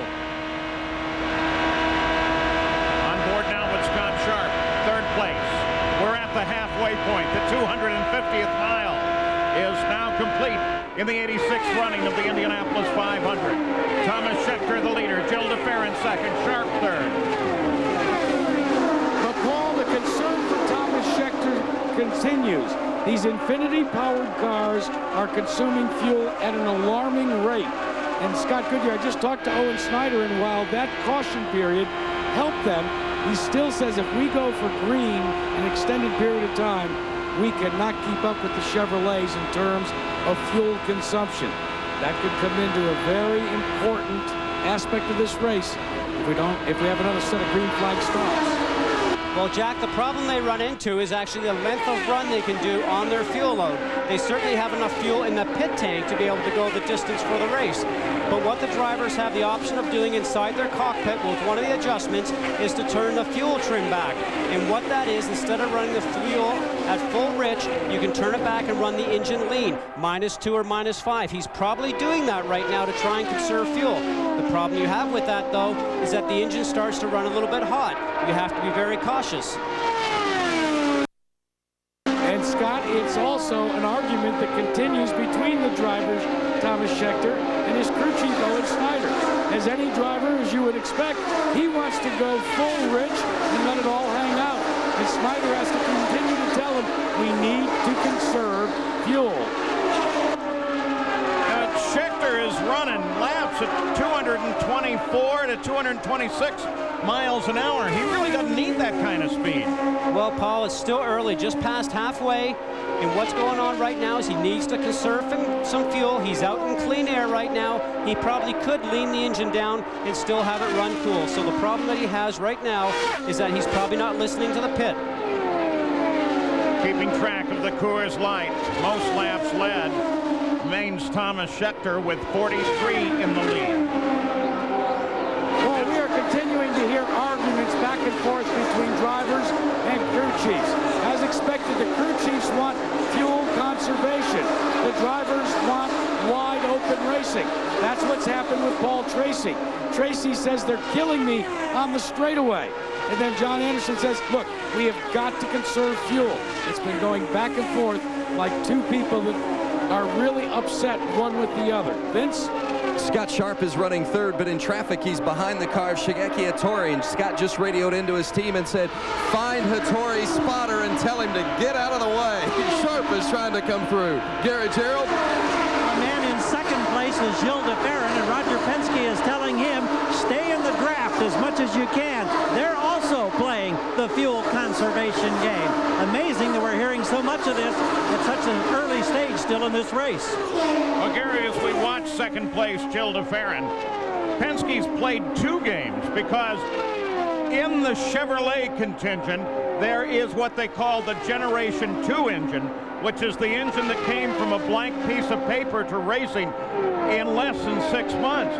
But in de Ferran's car is the Generation 1 engine which is exactly a carry-on from the previous Oldsmobile Aurora.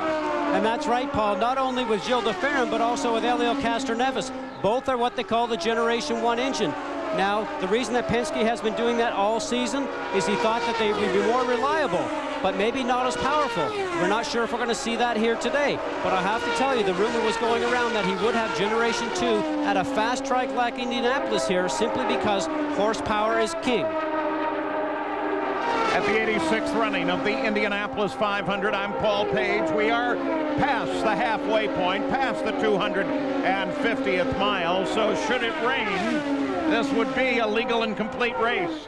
It's not going to rain. It's a magnificent day in Indianapolis, Indiana, as we look at the AT&T race analysis at the conclusion of the 107th lap, with Thomas Scheckter still the leader, 3 cautions for 30 laps.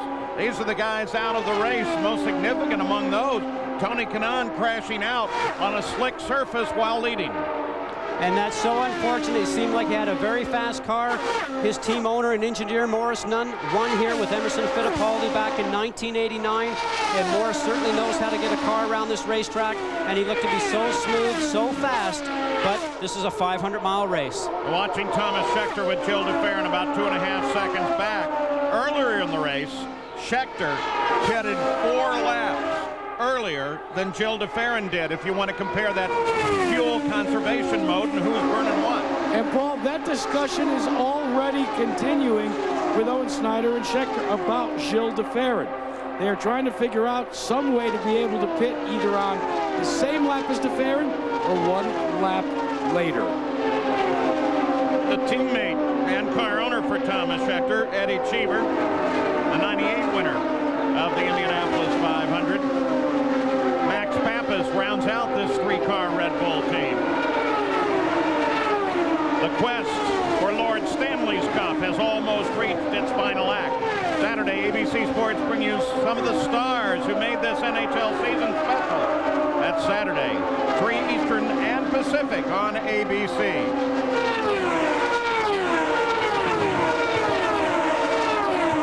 Thomas Scheckter has a little bit of breathing room, but he does have traffic ahead of him. And then a couple of cars separate him from Gilles de Ferran. High atop the Bombardier Pagoda here at the Speedway. Here's Jerry Punt. And Paul, aside from the driver on race day, the most important part of the crew is these guys up here, the spotters. They are the eyes of the driver. Now, most teams have 2 or 3 spotters around the racetrack, but these guys here have the best view. We are 160 feet in the air, basically on top of the pagoda where you can see the entire racetrack. These guys, as we mentioned, are an extra set of eyes for the drivers. And not only are they watching about a half a mile or a mile in front of the driver for problems, they are trying to help these guys now work traffic. They will go to the spotters of slower cars and say, "We are coming, please move over, get out of the way." And in years past, it even used ex-drivers up here, like in years past, Rick Mears, the 4-time Indy 500 winner, has spotted for Gilles de Ferran to help him with basically race strategy and the line on the racetrack. These eyes, these guys are critical. They can help you win or lose at Indy 500. But Jerry, unlike a lot of other tracks here at Indianapolis, this is the view that those spotters have. But Jerry, there are also spotters over in turn 3, are there not? Paul, there are spotters in turn 3. There are some, we are told, from the Penske camp that have even purchased grandstand tickets and are sitting in the vistas coming out of turn 4. Many of these teams have at least 3 spotters stationed around the racetrack.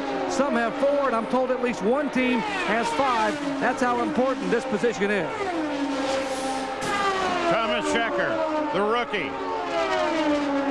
Guess what? Good move. His racing hero is his owner, Eddie Cheever.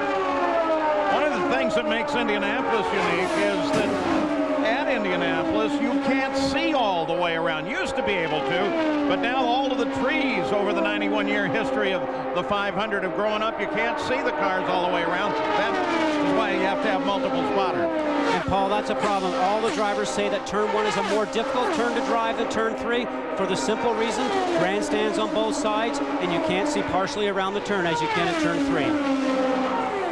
Scheckter, de Ferran, Scott Sharp. That's actually Buell that is staying close on the tail of Scheckter, but he is, of course, a lap behind the race. And how are the rookies doing at Indianapolis? Well, Thomas Schechter is leading the race. He's doing fine. Alex Barron's having a great run. Right down is good. George Mack started 32nd, now up to 19th. By the way, Mack, you got a bit of his sense of humor earlier on as Sarah Fisher pulls over to the side of the course. That was the onboard view from Sarah. Almost had a touch on the last lap just before we came back. But the scanner people who listen to the two-way radios on these race cars like Mack so much they call him Radio Mack. Well, he's done just a great job, and we look here on the move, Paul. A lot of guys have had some forward motion. Michael Andretti, he's definitely in this fight. Guy's not doing as well. Boiselle, he just steadily fell backward. Junqueira, of course, that's as a result of the blown engine. He's gone. Look at all the traffic right now, starting to bunch up in cars of 2 or 3. Cheever and Tracy going at it right here. As Cheever came around Tracy, that picked up 5th place for Cheever. Now we're expecting Thomas Schechter, teammate to Cheever, to be in the pits on the next lap. He last stopped on the 81st, 38 laps ago. Now will DeFerrin follow suit? I think not. He would normally go to the lead. He's been able to carry his car at least 8 to 10 miles further. There's all the numbers, 38 laps for everybody up front since their last stop. And Paul, the third-place car, Scott Sharp, will also be pitting soon. They've got a window of lap 125 to 127, so keep an eye on the 8 car. It, too, will be heading toward the pit lane soon. And, Paul, we think that Farron will be in probably in 3 to 4 laps, waiting to see, so he may be in a couple of laps ahead of Scott Sharp. And here comes the leader of the race, Thomas Schechter. Brings it down to 60 miles an hour, the speed limit on pit road. A massive change that must be coming down from above 230 on the front stretch. But Schechter does it nicely. Owen Snyder changes the right front tire. He calls the shots for the crew. They're going with sticker tires as they have all race long. And that was a pit stop, Paul, under 12 seconds. Schechter comes out with sticker tires, brand new tires. They've never been scrubbed in on the front. Yes, Paul, and you can tell that by looking at the white that's on the tires, and that's the shipping label for the tires themselves. And a lot of teams just leave them on because it's a reminder for the driver when he gets off the jacks and he gets out the pit lane, those white labels are right there in front of your eyes, and it lets you know that those tires are There fresh. goes DeFerrin as Schechter comes on to the course just off at 2. DeFerrin comes around. DeFerrin had the lead as soon as Schechter went into the pits. Michael Andretti has come to 2nd place now. Michael Andretti had a penalty earlier on, if you can recall, for running over a hose as we ride on board with him right now, going up through turn 3. Going to hit the short chute here between 3 and 4. And he'll be coming in this time, guys, a low line going into 4. Michael Andretti on the pit road. Comes in behind Laurent Redon, who stands all over the brakes to slow down. They have to slow down by that pylon you saw off at the right side. Well, I thought Michael was going to get him.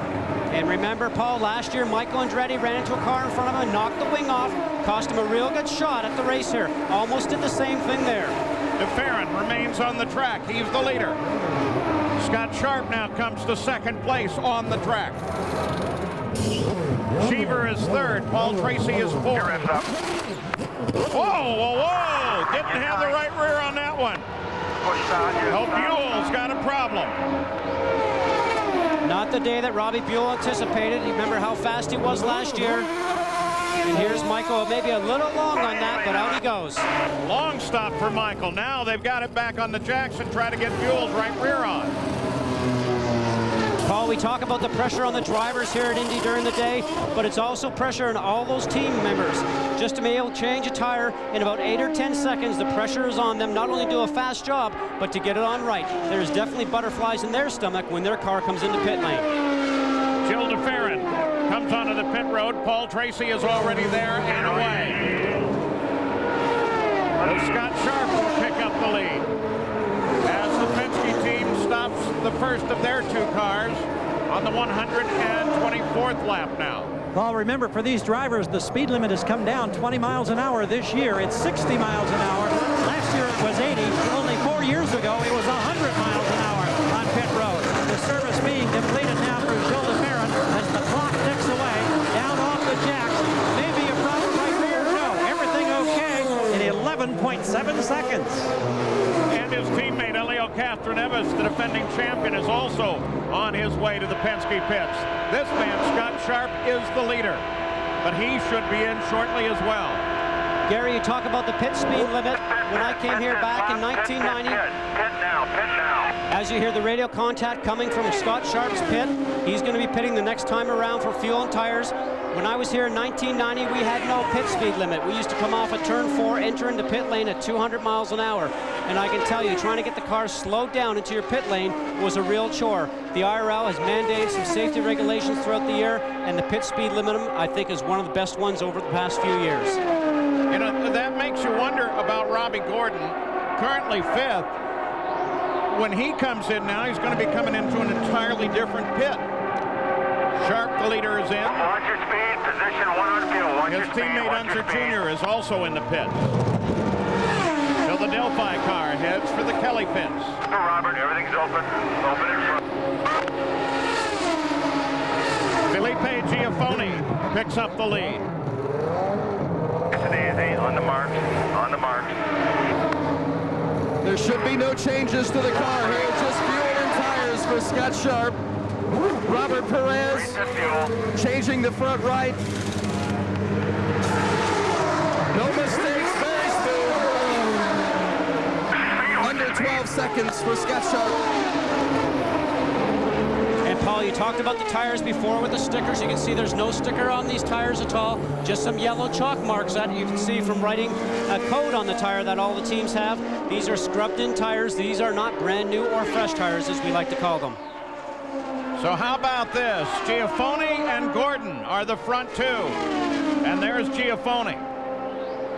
Alex Barron, as Robbie Gordon comes to the pits, comes into second place. So Gordon now making the stop. That one that we wondered about, and looks like he found the pit with no problem at all. Though it's a long way from where his pit was. All the way up at the other end, to the north end of the pit. We're all the way. Paul, you're absolutely right. A driver practices all throughout the month in his pit spot. Is that what you're telling me? And 4. Okay, I'll go full stiff on the bars. We're going to be in trouble for a while, guys.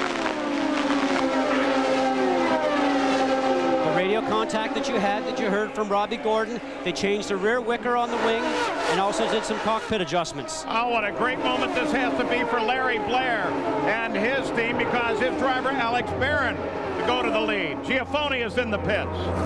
We're watching from the back. The camera at the front of the car as Morris Nunn's crew goes to work. Peter Parrott on the wall. He's on the radio talking to his driver. Had that earlier adventure. This time they disengaged the fuel in the vent completely and he's gone. Gary mentioned Peter Parrott, the team management here, as we watch Alex Barron. Don't forget, Peter Parrott engineered some wins for Rick Mears here, including bringing him from a lap down to the win of the race.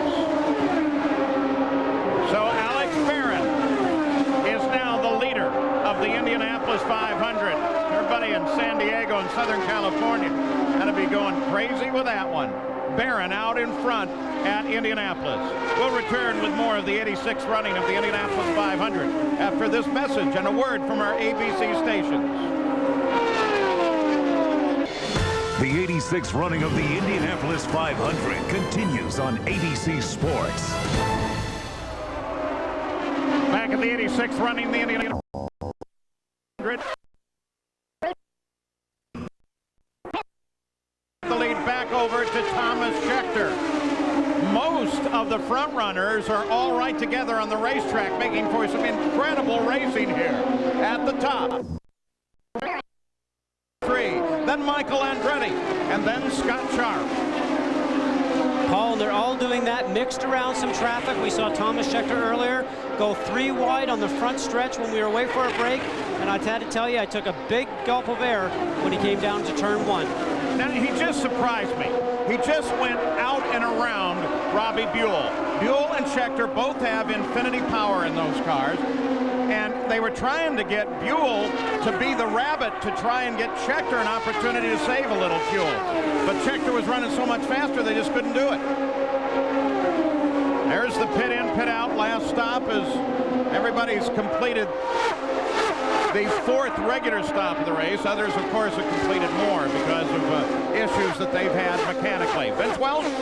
It's been an eventful day for Robbie Gordon. First, it was the fuel tank problem. They had to change pits. On this last stop, they wanted to put in a smaller wicker and have less downforce to free up the car. But the problem was the team didn't get the wicker in the rear wing before Gordon left the pits. They were very concerned, but Robbie said, hey, it actually feels better. Let's stick with it. Yeah, I bet it feels better. Paul, that can be a big change sometimes because the rear wicker helps keep air on the rear wing, which helps keep the back end stable. And through the race, sometimes drivers will actually have the rear wickers taken out. They'll remove some wing out of the front of the car to balance the change on the rear, and that's to make the car go through the air faster.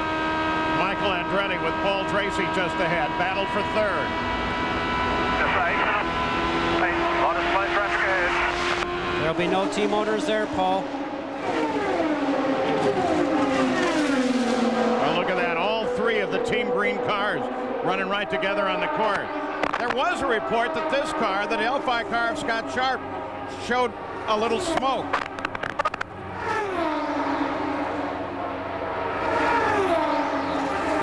You can hear some crackling, Paul, just a second. Radio communications might be, but he comes in slow. Paul, he pulled onto pit road. The engine, the Chevy was still firing, but he was very, very slow as he pulled into his pit stall. Guys, I can tell you the disappointment for... Just came on the radio and said the motor's dead, guys. Glimpse of his teammate, Al Unser Jr., currently 14th. And that red, white, and black car just out of the frame. Paul, we saw Scott Sharp there, and as you know, Paul, Scott is a neighbor of mine, and I can tell you since last year, the first lap, first turn incident, he's wanted to get back to this race. He played a perfect race today. He was sitting back, doing the proper thing, sitting in 3rd, probably had a car that was capable of winning the event. Michael with Sarah Fisher. Just ahead, trying to work Sarah and get around her. Sarah, of course, is 2 laps behind the leader of the race. Michael is currently 4th. Schechter, DeFerrin, Tracy, and then Andretti. Paul, there may not be team orders for Michael Andretti and Paul Tracy, but they are exchanging information. During that last series of pit stops, Michael Andretti discussed making a change on the car. They ran down and talked to Paul Tracy's crew because Tracy had made that change earlier in the race. The Tracy's crew said it didn't work, so Michael Andretti's crew said, we won't do it. Not there. Well, that's the benefit of teamwork. You can find out from your teammate what works and what doesn't. We've seen this many years in the past, especially with Penske was probably one of the ones that founded something like that. And here we watch Scott Sharp's car going back to the garage. It'll be a sad day for Scott Sharp. Well, better though than last year when as the pole sitter he spun, crashed on the very first turn. Log on to ESPN.com. The keyword is ABCIRL to check out our new Speedcast real-time race results and the IRL Challenge Fantasy game. Michael Andretti moves on Sarah Fisher's Allegra car, puts her a little further back. Michael remains in 4th. A nice clean move. Michael's been trying to do that for quite a few laps. Now's not the time to take a risk when you're running with traffic. That could be a lap or 2 down. Boy, look at this. Felipe Giafone as he comes up behind Sarah. Shows you the speed differential on the front stretch. And that comes from the turns, Paul. If you don't come off the turns at a high rate of speed, the car behind gets a run on you, gets to pick up that draft from the car breaking the hole in the air that's just in front of you, and you get to slipstream by. That's right. You used to teach at racing schools, didn't you? In fact, you instructed Paul Tracy. I did, Paul. Seems like a lot of years ago, but Paul Tracy's running strong enough now. He just might be a contender here by the end of the race. He's 3rd place. How was he as a student? He didn't listen to anything, much like Thomas Schechter's had a problem with Owen Snyder. Doesn't sound like much has changed. Schechter, DeFerrin, Tracy. Top 3 at Indianapolis. 142 laps are complete.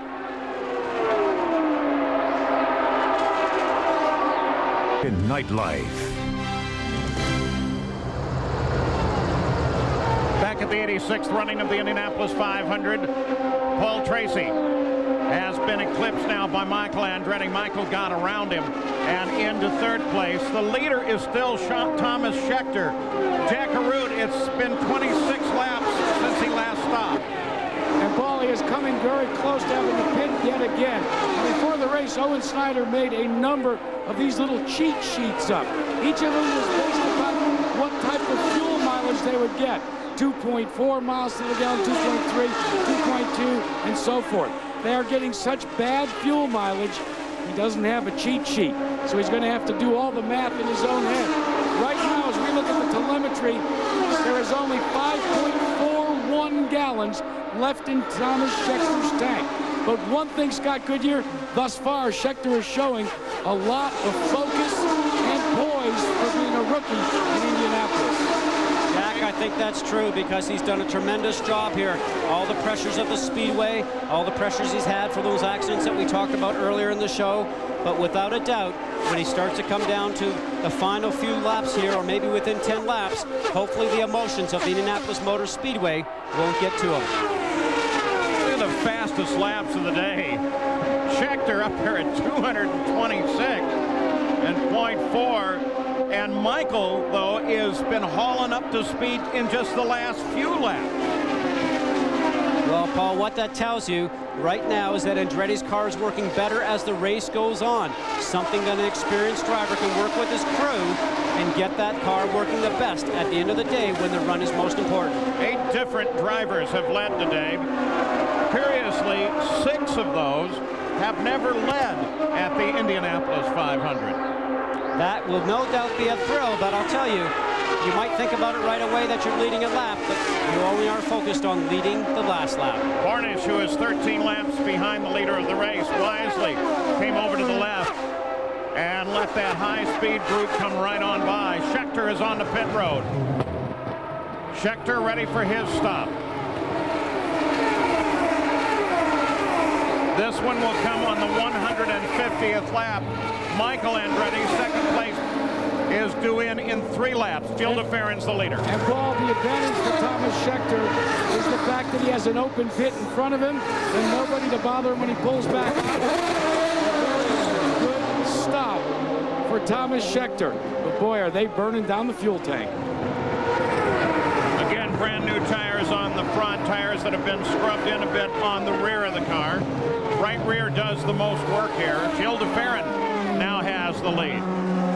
Paul DeFerrin will be coming in about 7 laps. He's been working the radio. He's concerned the track is hot, the track temperature rising, and with all the rubber on it, he said the car has been very slippery and very loose, so he's looking forward to getting in and getting some fresh tires. They've been getting 32 laps in their fuel window, so they're in a situation where this stop will take them to lap 189. Marlboro Team Kipinski and Jill DeFerrin needs a yellow to go the distance.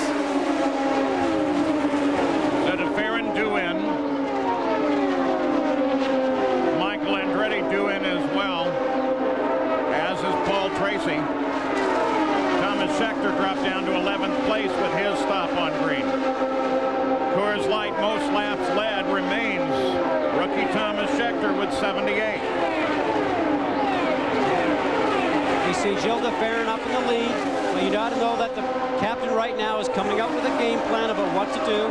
Heard the car might not be just perfect for him, and do they have the power to run with the Infinity cars if it's going to come to a shootout close to the end? A lot of strategy is forming now, Paul. A lot of games are going to start to be played, and everybody's going to be looking over their shoulder to see what the other teams are doing down pit road.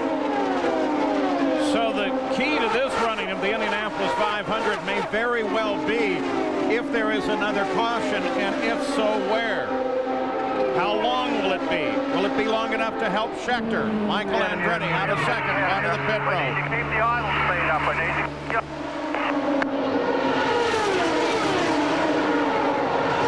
DeFerrin stays out, stays the leader. Nice and calm on the marks. Nice and calm on the marks. You hear his crew talking about stopping the car on the marks. There's some white tape right underneath the wheel, which the driver looks for when he goes into the pit lane. Kim Green on the radio. Should be one more scheduled stop after this. No changes on the arrow set up on the car. Waiting for the fuel. Decent stop, just over 12 seconds, my clock. Robbie Gordon made his stop. Shaggy Akiatori did. So did Sarah Fisher and Scott Sharp. All at the same time. DeFerrin still the leader. Tracy is second. Giafone third. Eddie Cheever Jr. is sitting in fourth, and Helio Castroneves is fifth. And Paul, you mentioned a little bit earlier on about the Generation 1, Generation 2 engines that Chevrolet has, and Penske's the only team right now that uses the Generation 1. Maybe the captain knows something that we don't know. Maybe they really do get better gas mileage. So we're waiting for DeFerrin to stop. Still waiting for DeFerrin to pit, but Giafone with stops moved into second place, and then getting you up to speed. Look what he did to DeFerrin. A nice move, got a great run off of turn 4 from that lap traffic that was behind DeFerrin, and now he's out in the lead. And that gave Felipe Giafone the lead of the race, though both he and DeFerrin should be in the pits any time now. That's Ari Lyondike that he just moved around, who's currently 17th. Jill DeFerrin already on the pit road. Billy Boat is headed for the pits. So is Hornet. No changes are expected in the chassis of Gilles DeFerrin. He radioed in and said the car feels good. Leave it the way it is, but there are going to be some tire pressure adjustments. But other than that, it's just fuel and tires for Gilles DeFerrin and Team Penske. Fuel hose still in. On lap 160, 40 laps left for Gilles DeFerrin. 40 laps, one more stop. Well, they're hoping that they're not going to make any stops, I think, Paul. We've seen him run incredible fuel mileage, not only here, but at other races earlier in the year. But I can recall Nazareth just about a month or so ago where they gambled and they lost. I can remember Robbie Gordon here trying the same strategy on the 161st lap. Ran out of fuel on the last lap, giving the win over to Kenny Brack. Here is Giafone, the leader, in. Well, keep in mind now, Giafone, the last round of pit stops was 3 or 4 laps after DeFerrin. This time he's almost in sync with DeFerrin with 39, 38 laps to go. Routine service for Felipe, and he's back out. Giving the lead over once again to Alex Barron. Barron's going to take it another lap, which of course is what he did on the last round. Al Unser Jr. makes it into the pits. Comes out of 9th place to do that.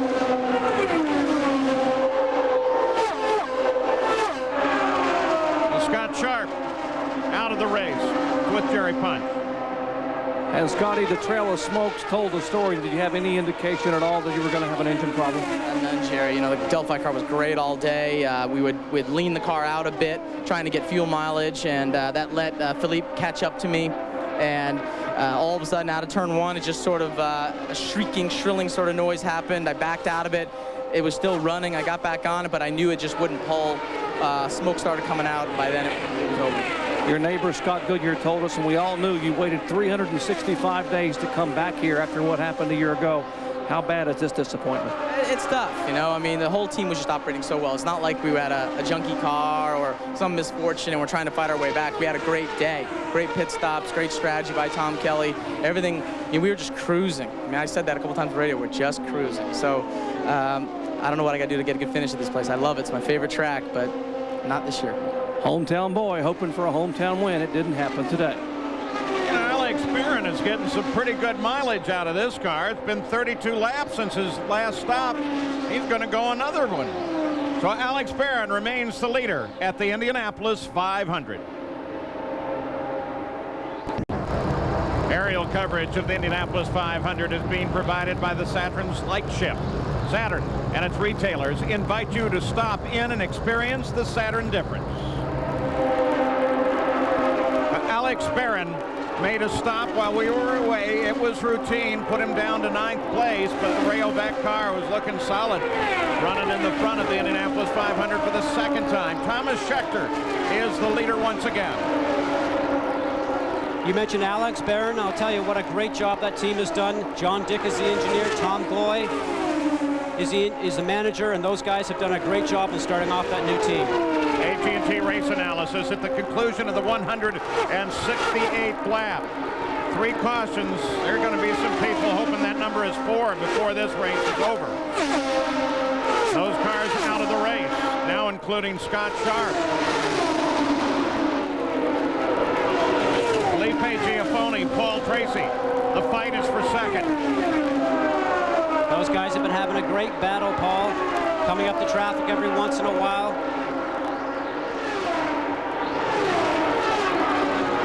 There is that battle for second place documented for you the last several laps. And as they come to the line this time, we'll track the field coming through.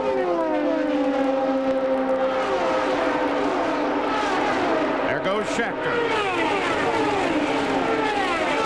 212 his last lap. He's dealing with traffic. You see him falling back. His next job is to take a run off the turn down the straight. Paul Tracy and Felipe Giafone, well, they're running 220 last lap around in their battle. Then comes the Ferret, who was the quickest last time at 222.5. Now, almost everyone will tell you in a 500-mile race, you race the first 50, then you kind of take it easy and survive to the last 100. Well, we're there. 170 laps complete. I think that's changed over the years. The equipment's got so good, the teams have got so good preparing the cars that drivers today, and I felt this for the past 5 years coming here, that this is almost like a 500-mile sprint race, and that's really what we've been seeing here today. Drivers going at it as hard as they can, and also going at it as hard through traffic as they can. So this really is almost like a 500-mile sprint race. And Scott, this is the way it is going to break down for Thomas Scheckter. Look for lap 179. That's when Thomas will pit for a time stop, but they do intend to put on tires. Thomas will be extremely upset about having stickers on the front of the car during this last stop. So they will go with scrub tires, and it will be a time stop, Gary, because they only need 24 gallons of the 35 that go in the tank.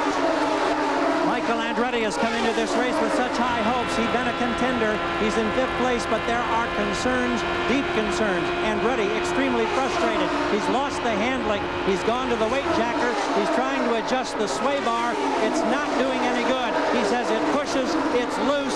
He's all over the racetrack. They're trying to get him to hang on to the pit window, which should be opening up right about now. They may bring him in and try to make an adjustment. Michael, however, thinks something may be broken on the race car. Yellow comes out. We've got a car into the wall. Cheerleader, It's the leader again. Thomas Scheckter into the wall. Tony Kanaan is the leader, crashed, and now it's Scheckter. Paul Tracy will pick up the lead under yellow. Paul, the disappointment in Thomas Scheckter right now, especially as you mentioned with his father, 1979 world champion Jody Scheckter looking on.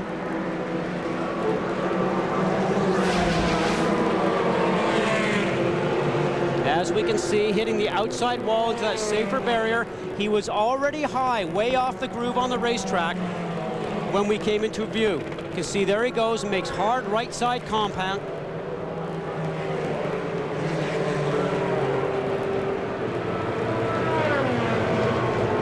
That's a pretty major hit. Jack Arute, you were keeping track on his two-way radio. Well, let's remember that he did not get the tires on the front of the car that he wanted to that last pit stop. They decided to put scrubs on the next time, this one. But here's what happened. He says the car went to heavy understeer immediately, no warning. And he said he just thought that the way it went so quickly, Scott, could you, that maybe something broke on the car. But he is extremely disappointed. So Paul Tracy becomes the leader of the race, Scott. Well, as we heard from the report, the trajectory line that he was going off and hitting the wall, it looked like something possibly did break. Thomas Scheckter is obviously okay as he climbs out. Thing outperforms Mobil 1. Here now, Bob Jenkins. Less than 25 laps to go in the Indianapolis 500 for the second time. The leader has crashed out. It happened earlier to Tony Kanaan. It happened most recently to Thomas Scheckter. He crashed coming out of turn number 4. Now with the caution on, we are going to be having pit stops. There is Felipe Giafoni, who enters the pits as the leader of the race. Paul Tracy is shown as second spot. And they've completed Paul Tracy's work, Bob, and they've broken him off and away. Looking good. Gilles de Ferran gets service. Felipe Giafoni, he pulls out of the pit area. Oh, they wanted it. It was a time to stop. Fuel only for 5 seconds. That would get them enough to the end. So a fuel only time stop of 5 seconds. And a car sliding through the grass and losing a wheel up in the north end or the south end of the racetrack. De Ferran. That is Gilles de Ferran. And another incredible circumstance happens here in the late going. And Bob Jenkins, I'm down in the de Ferran pit. They had to make this pit stop because they wouldn't have made it on fuel. They came in, and that stop a moment ago was 8.43 seconds for 4 tires and fuel, or should I say 3 tires and fuel. The left rear rolled off of the racetrack as de Ferran began to accelerate in the warm-up lane at the south end of the racetrack, and the wheel is still down there while Gilles is trying to get the car back to pit lane to get another tire on and a resumption of the race. Down to Jack Arute. Well, Bob, Paul Tracy is a bit upset with what happened when that yellow came out. It seems that according to Tracy, Felipe Giafoni pulled onto pit road in the pace car, picked up Tracy, and Giafoni passed Tracy to get behind the pace car. It got very heated before Tracy's pit stop, and it finally took John Anderson to say, look, Paul, calm down, let's make the pit stop. We are going to win this race. Bob? Debris is being cleaned up on the front stretch. You can see the discussion going on down on pit lane involving Barry Green and other members of Team Green. Well, Bob Jenkins down in the Gilles de Ferran pit. This is totally atypical for a Roger Penske team that had a great effort on Thursday in the pit stop competition. These two teams were in the semifinals together head-to-head, and Helio Castroneves ended up winning it with a new world record at Indianapolis at 8.5 seconds. De Ferran's pit stop a moment ago was even faster than that record that Castroneves set on Thursday, but we see the results as he is coming down pit road now, and will bring his Marlboro Team Penske car to a halt. Roger Penske on the radio with him, and what Roger is saying is, guys, don't just slap a tire on there. Check that hub, check the rear of the car, make sure there's no damage. They say it's okay, and now Gilles de Ferran is down and away. Let's check in with Gary. And Gilles goes by the Michael Andretti pit, where the crew held him for an extra period of time. 17.5 seconds. Kim Green wanted the crew to thoroughly look over Michael's car. They're concerned that maybe a suspension part was showing wear or failure. They've changed the tires. We mentioned before he'd been working with the weight jacker and the sway bars. Now they're hoping that the magic will come back. Michael had been greatly frustrated. He has been bumped down to the 8th position at the moment.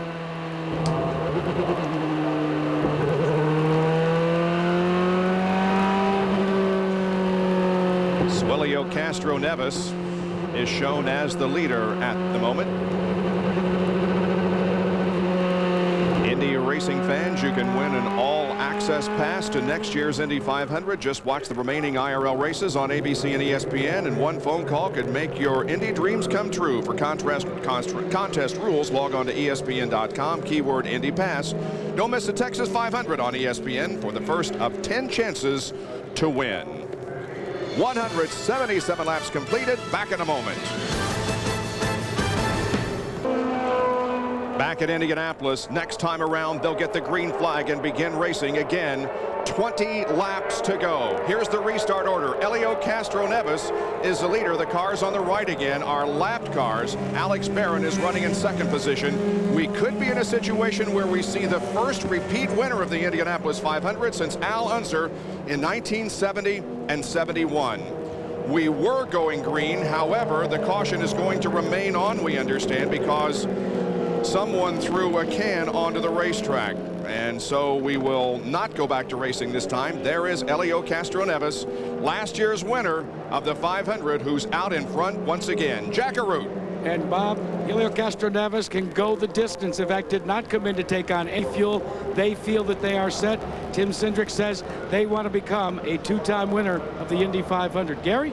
Well, it's interesting down here. This extra lap of yellow could be huge for both Castroneves and for Alex Barron driving for Larry Blair's team. We just asked Larry, are you good for fuel? How much is the yellow helping us? He said, stay tuned, but believe me, buddy, we're going for it. Vince? Morris Nunn told Felipe Giafone, you're running third, but the two drivers in front of you have to stop. That may or may not be the case, but they're trying to give their driver confidence that he could win the Indianapolis 500. But they remind him, the restart is key. Be ready for the restart. Jerry Punch. And up in the Paul Tracy pit, they cannot make it either, Vince. They're looking at about 4.5 to 5. We're in Dario Franchitti's pit right next to Paul Tracy, and they're concerned about fuel mileage here a little bit as well. But as these laps unfold, it'll be very interesting here for Team Green. Let's go back to Bob. Well, we now think they're going green. The car's coming down the backstretch. Helio Castroneves on the left. And now we will have, let's hope, 19 laps of all-out racing to see who wins the 86th Indianapolis 500. Paul Page and Scott Goodyear, it's all yours. Lap 180 has gone by, and 24 times the leader at 180 did not win the Indianapolis 500. 7 of the last 10 years that's been true. Helio Castroneves is 22 laps from his last pit stop. Alex Barron is 15. And Paul, you start to put those numbers together, and those first two guys are going to really push the fuel envelope. Not sure how it's going to play out. They must be betting on another yellow. They head for the line. Castroneves is the leader. Franchitti is just getting back on the lead lap. The last thing Castroneves needs to do is race with Franchitti. Barron moves on Felipe Giafone. Giafone got around him on the restart, and now Barron wants to come back. Barron had a look there, but it cost him some speed coming off the turn. Now he's got everybody following him behind him. Tracy going around on the right-hand side. Eddie Cheever Jr. also starting to have a look. All of those guys, with the exception of the yellow and red car there, Red Dawn, are in this fight. Franchitti leads the field, not the race. Look at that group. Tracy, Barron, Cheever. Paul, usually when you get to 20 laps to go, you're really dealing with about 2 or 3 guys, but we said on the opening of the show, usually there's 5 or 6 you have to worry about. Well, today it's 12 or 15, and it always comes down to a great run. Right now, we've got the first 11 guys running all in the lead lap, and that's a pretty strong field. But keep in mind, like Helio Castroneves is concerned right now, is they think, and I accentuate think, that they can go the distance. They keep cavalierly telling me that they can go the distance. They keep telling their driver it's going to be close. And there comes Cheever on Barron. And Cheever goes to 4th. That's where that infinity power really pays off. And remember, Eddie Cheever has always maintained that you don't race until lap 180. 3 laps beyond that mark, and all of a sudden, Cheever's getting a little chippy. His next target is 3rd place Paul Tracy. Castroneves has almost 3 seconds on Giafone. Paul Giafone's crew continues to urge him on the radio. Let's go, let's go. Got to get Castroneves, let's go. Continuing to pep him up. Well, Felipe Giafone certainly has the fuel for that pursuit. Castroneves' fuel tank is the question mark. And Paul, if you look at the body language on the Marlboro Team Penske crew, they are very, very uptight. I think if I went up to Tim Cindric right now and pinged him on the shoulder, it'd sound like a tuning fork. That's how tightly wound he is. Well, remember the last Indy Racing League event at Nazareth, where they predicted that DeFerrin would go to the finish and ran out on the last lap, giving the win over to Scott Sharp. And Paul, if you remember, Scott Sharp did the right thing. He kept the pressure on Gilles DeFerrin to make sure that he'd have to use fuel up to try and stay in front of him. I think the same thing's happening right now with Giafone. Cheever looks inside Tracy. No good. Barron closes a bit on Cheever now.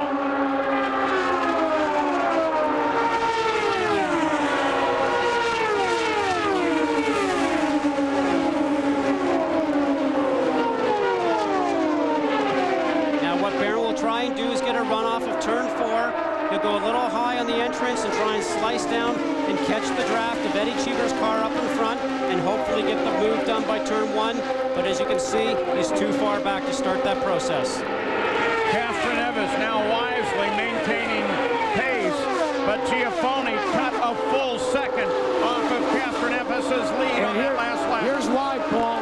Helio has been told to lift the throttle at the end of each straightaway. Tim Cindric said just lift a little bit, and that has been the difference. That's why the closing rate has increased.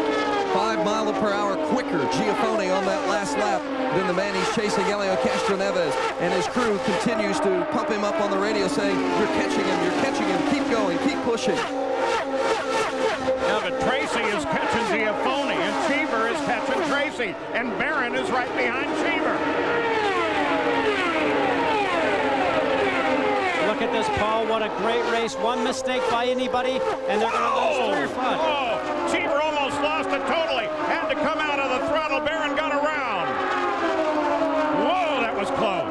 And I can guarantee you, even for a veteran like Cheever, his heart rate right now is probably pounding right through his suit. Sam Harness, who's not a contender in this race, comes alongside Cheever. Well, I'm sure he's checking to make sure nothing's flat spotted and everything's still pointing the right way.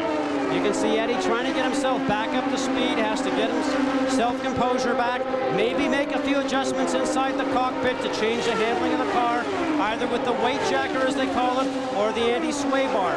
It changes the handling characteristics of the car. That's his only option right now. There is no more pit stops to make any changes whatsoever. Paul Tracy's 7-Eleven car from Team Green is bearing down on the back of Felipe Giafone. The battle is for second. Castroneves still has 1.7 over the second place car of Giafone.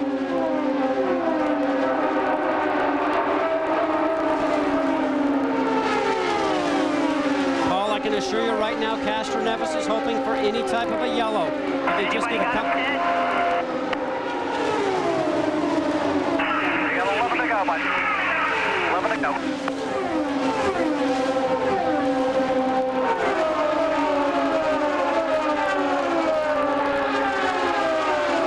Castroneves was able to pull out in traffic 2.3 seconds ahead of Felipe Giafone. But does he have the fuel?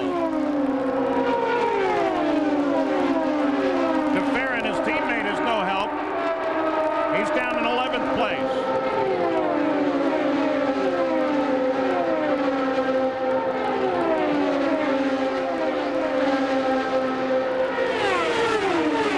Wisely, Giafone is tucked in behind Unser Jr., gives him a bit of a draft each straightaway. Tracy's just far enough back that he's only beginning to feel the draft off Giafone's car. It's going to be tough for Tracy, Paul. He seems just far enough back. He's not catching the toe, and he doesn't seem to come off the two important corners fast enough. Turn 2 and turn 4 leading on to both the long straightaways. That's where he wants to get the run, but just seems like he has not been able to make that successful pass so far. Into the final 10 laps, the final 25 miles, the 86th running of the Indianapolis 500. What a great race it has been. But can Castroneves maintain his lead? He just pulled out further. He's now 3.3 seconds ahead of Giafone, but his car is much, much lighter, owing to the fuel that he's burned down.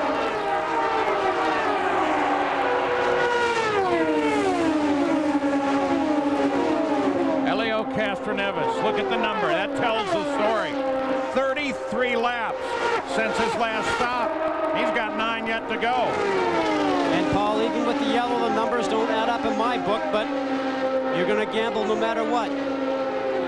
Well, that's why Roger Penske has 11 victories here. He gambles. He gambles fairly well most of the time. And Paul, Castroneves has been instructed to lean it down a little bit more. They are really getting uptight down here in the pits. They've been running laps at 2:19.9. He doesn't really need that. But the battle behind him, Giafone and Tracy's running at 222 miles an hour. They keep assuring the leader that he is so far in front that he can afford to make good mileage. Well, part of the problem, I suspect, is that Castroneves, with Franchitti right behind him, as you see there, is going to have a little trouble confirming that in his own mirrors. And maybe he wants that reassurance. as a driver, the only thing you're doing right now is trying to keep your foot down on the pedal as long as you can every lap.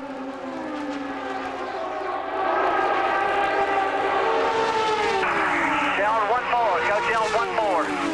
10-4. Going to try to economize a little bit on Tracy as well. Getting some radio contact from the pit lane to Paul Tracy. He'll simply turn the dial on his dash to lean the engine out to make that better fuel mileage.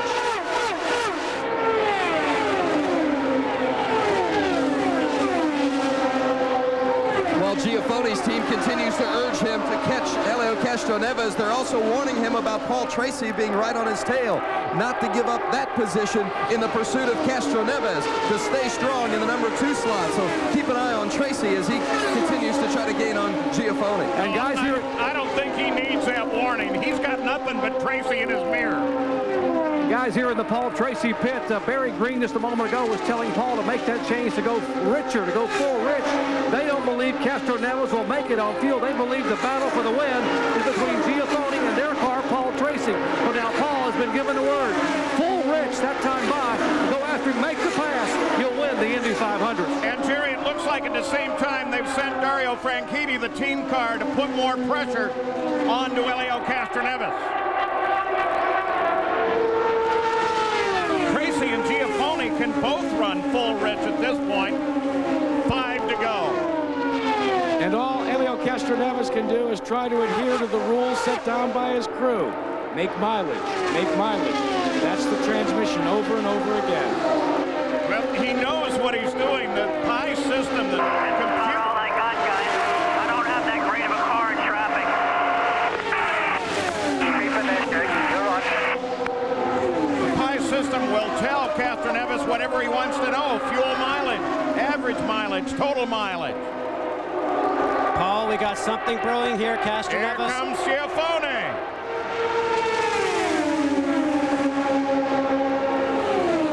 Picks up the toe off of Franchitti. Can't make it work.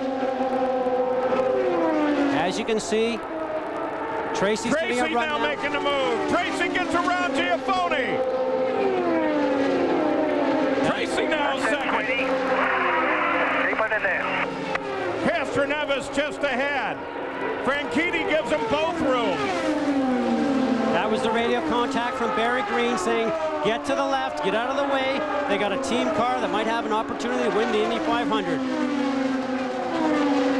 Castroneves in a car that has to be running on fumes now with Paul Tracy all over the back end. And you heard Paul's radio before, go full rich, and what that means, full rich, the fuel's getting all the motor's getting all the fuel that it needs. It's going to produce maximum horsepower. Full rich is power. Onto the front stretch at Indianapolis. Tracy. That's a point. Point flag next time. That's it. Leader's been told to use full rich if he has to. He just said, that's the guy. And in the Penske pit, Paul, they are sweating bullets, literally. They know the white flag's up next time die as Tracy stalks and closes. Tracy looks to the outside.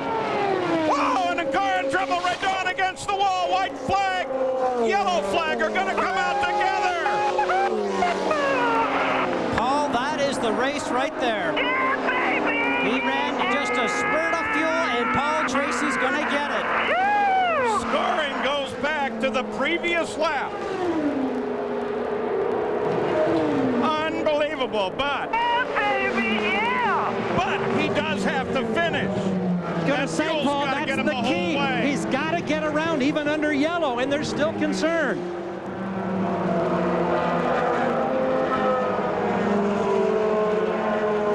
So, Helio Castroneves got to get through all that debris, and the engine has to stay running all the way to the backstretch, down the front, around turn 3, around 4, and then he'll have it.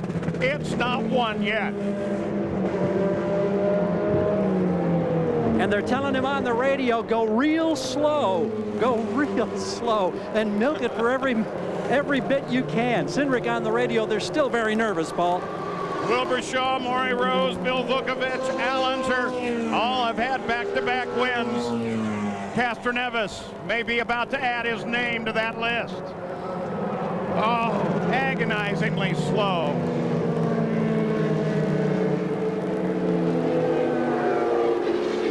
And of course, Tracy looking for any opportunity, any falter at all. He's done it. Helio Castroneves played the economy game and wins the 86th Indianapolis 500. The 12th win for Team Penske, Paul. The captain played his cards and he won.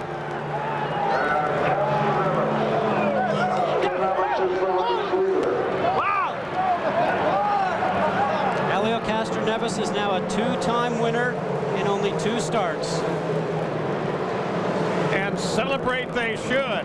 I wonder if he can make it all the way to winner's circle in Jackaroo.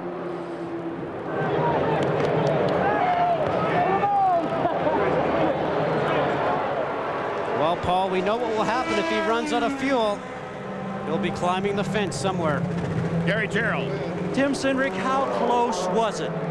We crossed the line there with about 0.4 on the meter, and you never know where it is. So, how far does 0.4 normally get you? On a green lap, about half a lap. Wow. How nervous were you? It's going to be your day, or it's not going to be your day at this place. We figured we didn't have a car to win where we sat, so let's just see what happens.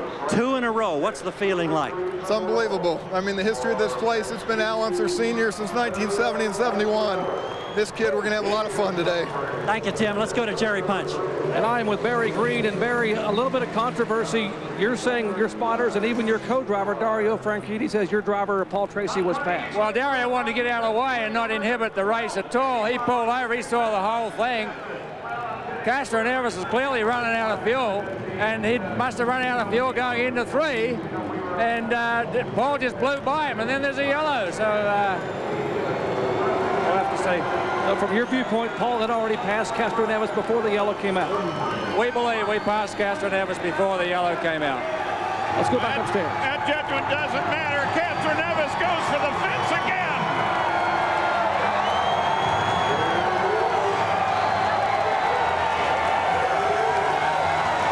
He may have been running out of fuel, but he made it to the finish in the extra lap and victory.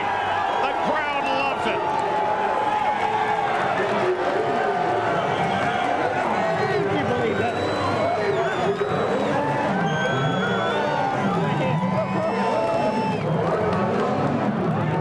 Castroneves, tears of joy. One of the things that Helio always said is when he was happy, he cried.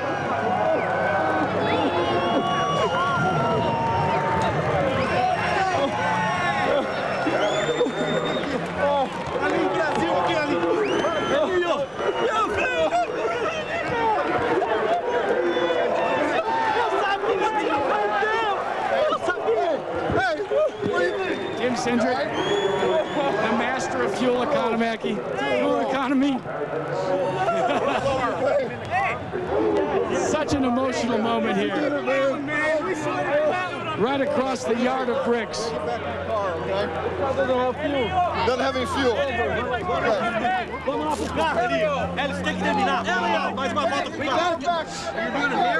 Helio, come walk with me to victory lane. An emotional moment for you. And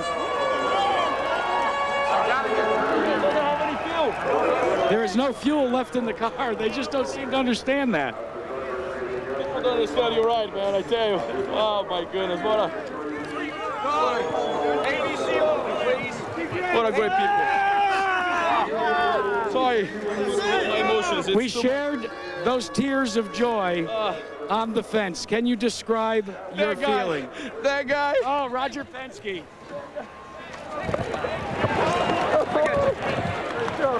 Hey, you go. We did it again. We did it again. What a job, man. Fucking you awesome. You awesome. Woo! Unbelievable. This may be the most unusual victory lane that has ever been held at the Indianapolis Motor Speedway. It is a movement now for the Borg Warner Trophy. Helio, your mom. And Helio's mother comes. There's not much to be said. Just listen.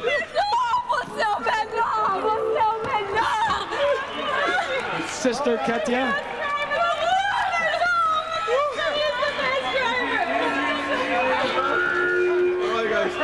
All right, we've got to ask you. We've got to ask you.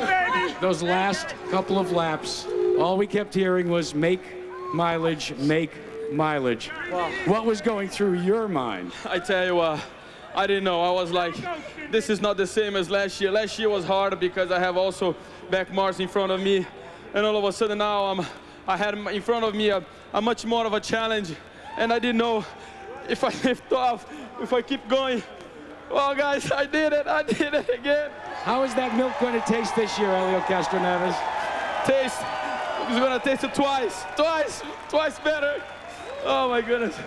Good job, man. I have to thank this Marlboro team, Cindric and Andy Bourne and everyone, Rick Ryan. I mean, those guys are unbelievable. And obviously, Indianapolis. Guys, this is unbelievable. You guys, amazing. I love you. Woo!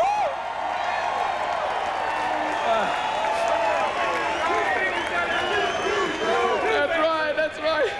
Oh my goodness. I have no words, man. I don't know what to say anymore. I mean, you know, Jesus, it's just a dream come true, and every time I'm thinking about. Well, let's get Helio Castroneves over for the ceremonial taste of milk, and we'll go to Paul Tracy. All right, thank you, Jack. Paul Tracy, got to be elation, relief, frustration. What a sensational run. It was a great run for the Big Gulp 711 car, and I got to thank all our sponsors, Chevy and Klein Tools, and everybody involved in everything, Firestone. I didn't have a great car today, but at the end there, I caught Helio on the last lap.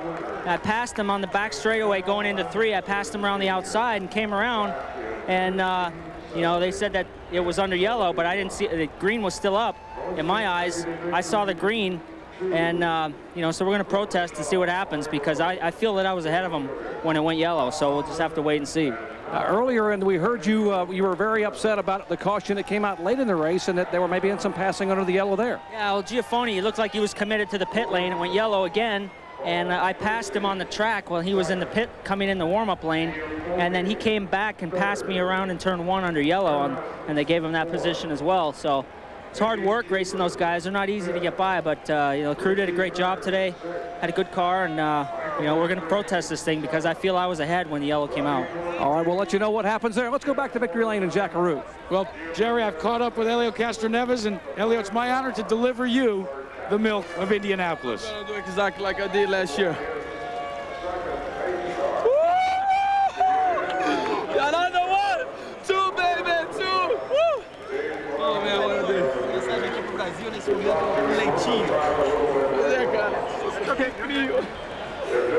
26-year-old Brazilian has won the Indianapolis 500. We'll return for more of the Indianapolis 500 after this message and a word from our ABC stations. The 86th running of the Indianapolis 500 continues on ABC Sports. Felipe Giafoni qualified on the inside of row 2, and he finished 3rd today here at the Indianapolis 500, but it's not a very happy face, even though you're forcing out a smile. You were so close. What happened on the pass with Tracy?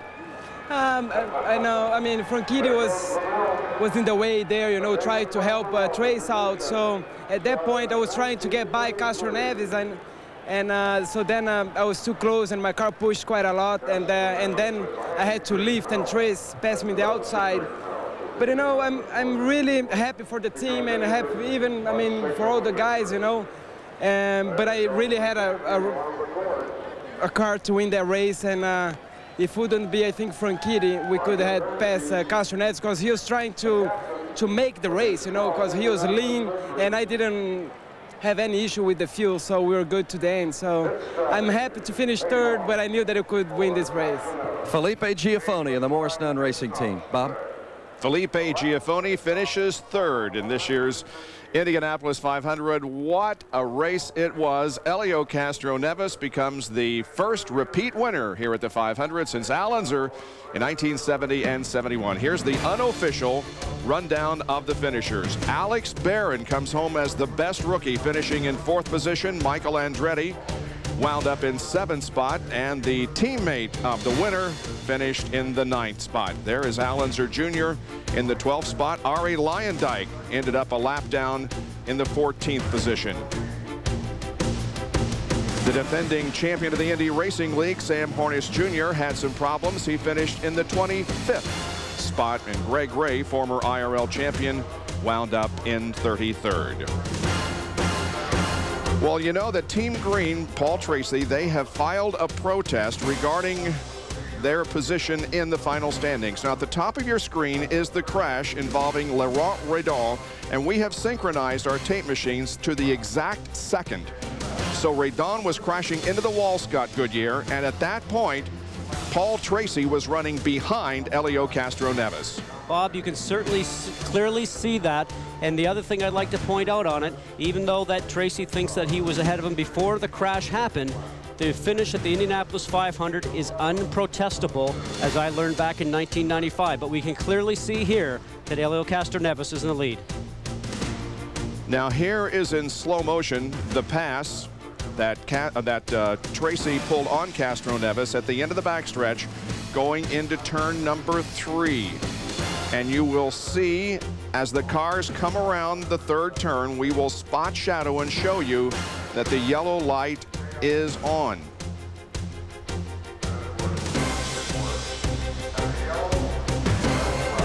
There's the yellow light right there. And Bob, that is certainly a violation of the rules, and Helio Castroneves certainly did win this race today. More in a moment from the Indianapolis Motor Speedway. Yachts, casino, beautiful people, and through it all, we have a Formula One race in the streets of Monaco. On the pole, 2000 Indy 500 winner Juan Montoya. Next to him, David Coulthard, who has won here in Monaco. And behind them both is Michael Schumacher in his Ferrari, a 4-time world champion. And there is no love lost between this group. Coming up next on ABC Sports is the Formula One Monaco Grand Prix. Aerial coverage of the Indianapolis 500 and the surrounding Indianapolis metropolitan area was provided today by the Saturn Lightship. Thanks, guys, for some great shots from high above the Indianapolis Motor Speedway. Now, here once again is a documentation of what happened on the last lap. You see the cars of Helio Castroneves and Paul Tracy coming out of turn 2 and coming down the backstretch. Now, we'll roll the tape here and show you when the crash occurs. On the left, watch Laurent Redon crash. There's the crash, and now Paul Tracy later pulls out to pass Helio Castroneves. By the way, also involved in the crash was Buddy Lazier. We understand they are both okay. Let's check the AT&T race analysis. The winner, Helio Castroneves. We had 11 cars on the lead lap at the drop of the checkered flag, 5 caution periods, 41 laps. The average speed of the 500 was 166.059 miles an hour.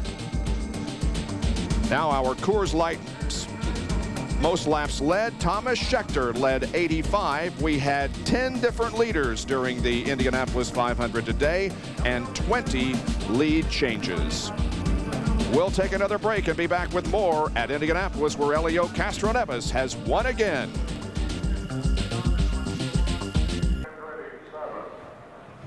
All right, Barry Green back at Indianapolis. We showed a moment ago that Paul Tracy had not paid the pass when the accident occurred and had not gotten all the way by when the yellow came out. So Helio, I guess, would be indeed the winner.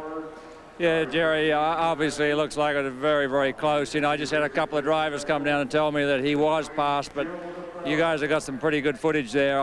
My only question is when the yellow came on, but it appears that your people saw the yellow come on before he completed the pass, and if that's the case, Helio is in first. Okay, Barry, thank you much. Let's go to Vince Welch. Vince?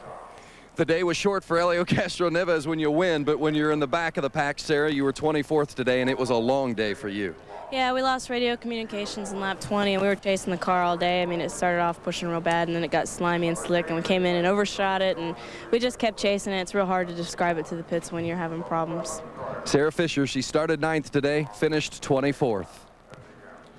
And the Yamaha fastest lap during the Indianapolis 500 was way back on lap number 20 when Thomas Schechter went 226.499.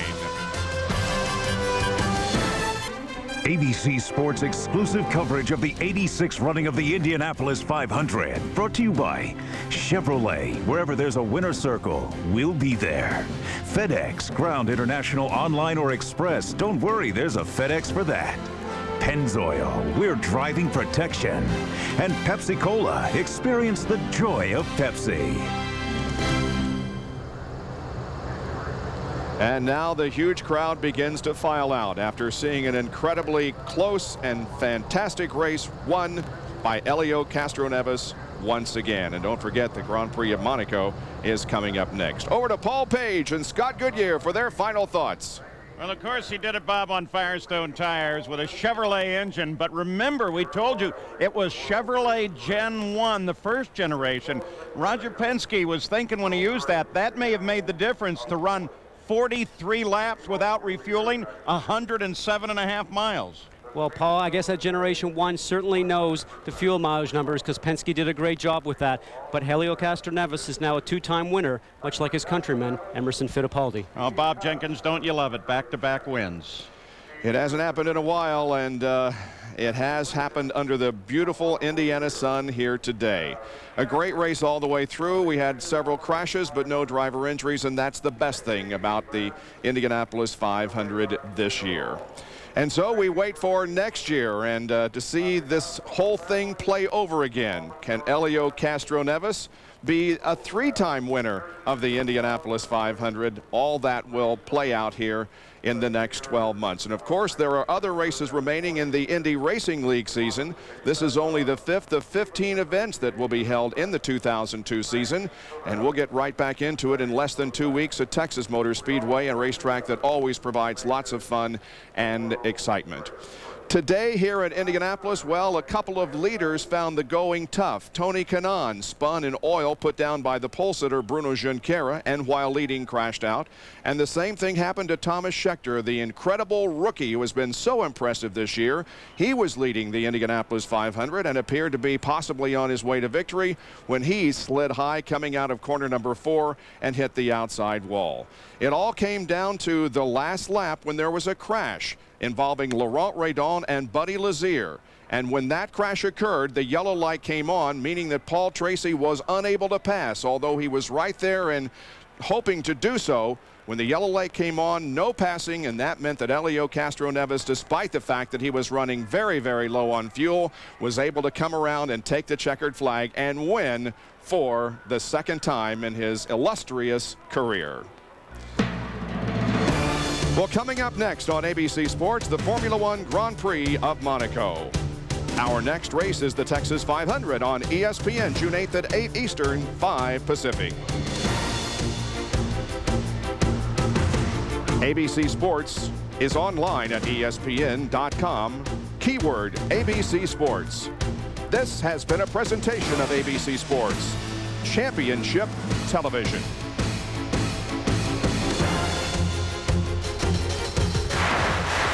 The back-to-back winners here at Indianapolis will at first happen in 1939 and 1940 when Wilbur Shaw drove to victory.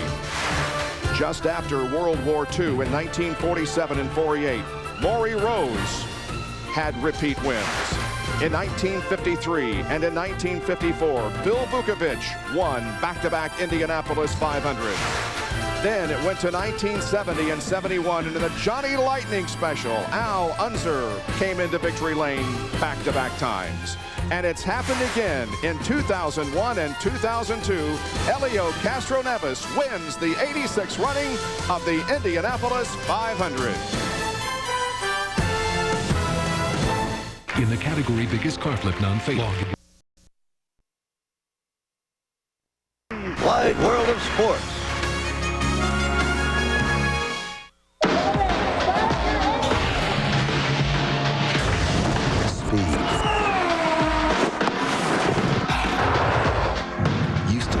a number. When I broke the sound barrier in 1947, speed became a science. Today, some people have turned speed into an art form, and those folks meet once a year at the Indianapolis 500. The greatest spectacle in racing, where drivers feel their engine in their bones, where they take punishing G-forces in the corner and come out stronger, where they react at speeds passing 230 miles an hour. Losing control of the car, doing a magnificent job of not hitting the wall and continuing in the race. Where drivers become one with their machine.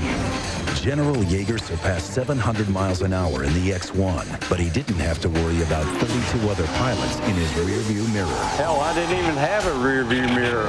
When you strap into one of these machines, you know that speed exposes any weakness, physical, mental, or mechanical. There are no maybes, no should-haves, no next times. There is only victory or defeat. Throughout history at Indianapolis, drivers have blurred the line between human and machine. In 2003, that tradition continues. A human extension of a race car, looking to extend an Indy win streak to an unprecedented third year in a row. A fuel-injected competitor in his final Indy 500, who has led the most laps without tasting victory. And Mears, who has been driving a very good line this race, takes Michael Andretti. 187 laps into the record book. The fight is at the front. A 700 horsepower Hart, a two-time series champion. A new wheel, guided by a Brickyard legend. 3 engines that have gone full throttle to victory lane in years past. Goodyear makes a move. Little Al wins by just a few tenths of a second. And one racing to turn today into history. Speed, a number, a science, an art form. It all comes together here at the Indianapolis 500.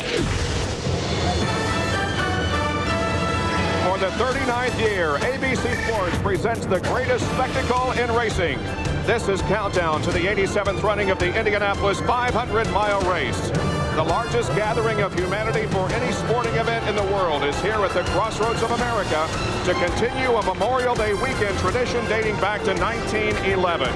The engines are being warmed up here along the front stretch. Well-known faces from all walks of life, from sports, movies, television, and music are among those who have chosen to spend this Sunday afternoon watching 33 drivers seek the ultimate prize in auto racing, the Borg Warner Trophy, and the title of Indy 500 winner. Drivers will be in the spotlight here today, but the crews are equally important. This year, 3 of our ABC pit reporters have been entrenched with 3 crews since early this morning, spending most of the time back in the garage area. But now they have moved to pit road. We want to give your perspective on what Indy is all about to them. Jack Arute is with Marlboro Team Penske. And Bob, our day started at 5 a.m. at a downtown hotel where the crew checked out from their home away from home for the last month. Then they were treated to a little panache from the police as they gave us the police escort to the Indianapolis Motor Speedway. And since then, they've worked on pit practice. They've also had their final team meeting, and they've warmed up the car. During that team meeting, they went over, Gary Gerald, every scenario that could occur, changing the nose, changing tires, making adjustments on the fly. And Jack, it was just over a half hour ago that Michael Andretti emerged from the solitude of his motorhome or here on the Speedway grounds, where he spent the night with his family awaiting the final drive of his career. A great reception for him. He's been attempting to seal himself away from any and all distractions. He came over here to the garage area a half hour ago, and the barriers have come down. He's been behind closed doors up until moments ago. He just bolted back to the motorhome to kiss his daughter Marissa before he makes his final drive. And Vince Welch will be hearing from Michael shortly, reflecting on his amazing career and also finding out just how tough it's been to try to treat this memorable day as just another race. Well, Gary, Team Kelly will be one of the favorites today with current IndyCar points leader Scott Sharp, 2-time 500 winner Al Unser Jr., and highly regarded rookie Tony Renna. The car and the crew began arriving about 4:30 this morning, and team owner Tom Kelly arrived shortly thereafter, already bright-eyed and feeling confident this could be the day his team reaches victory lane. As part of our entrenched coverage, a camera will follow Kelly, and he will be wearing a microphone.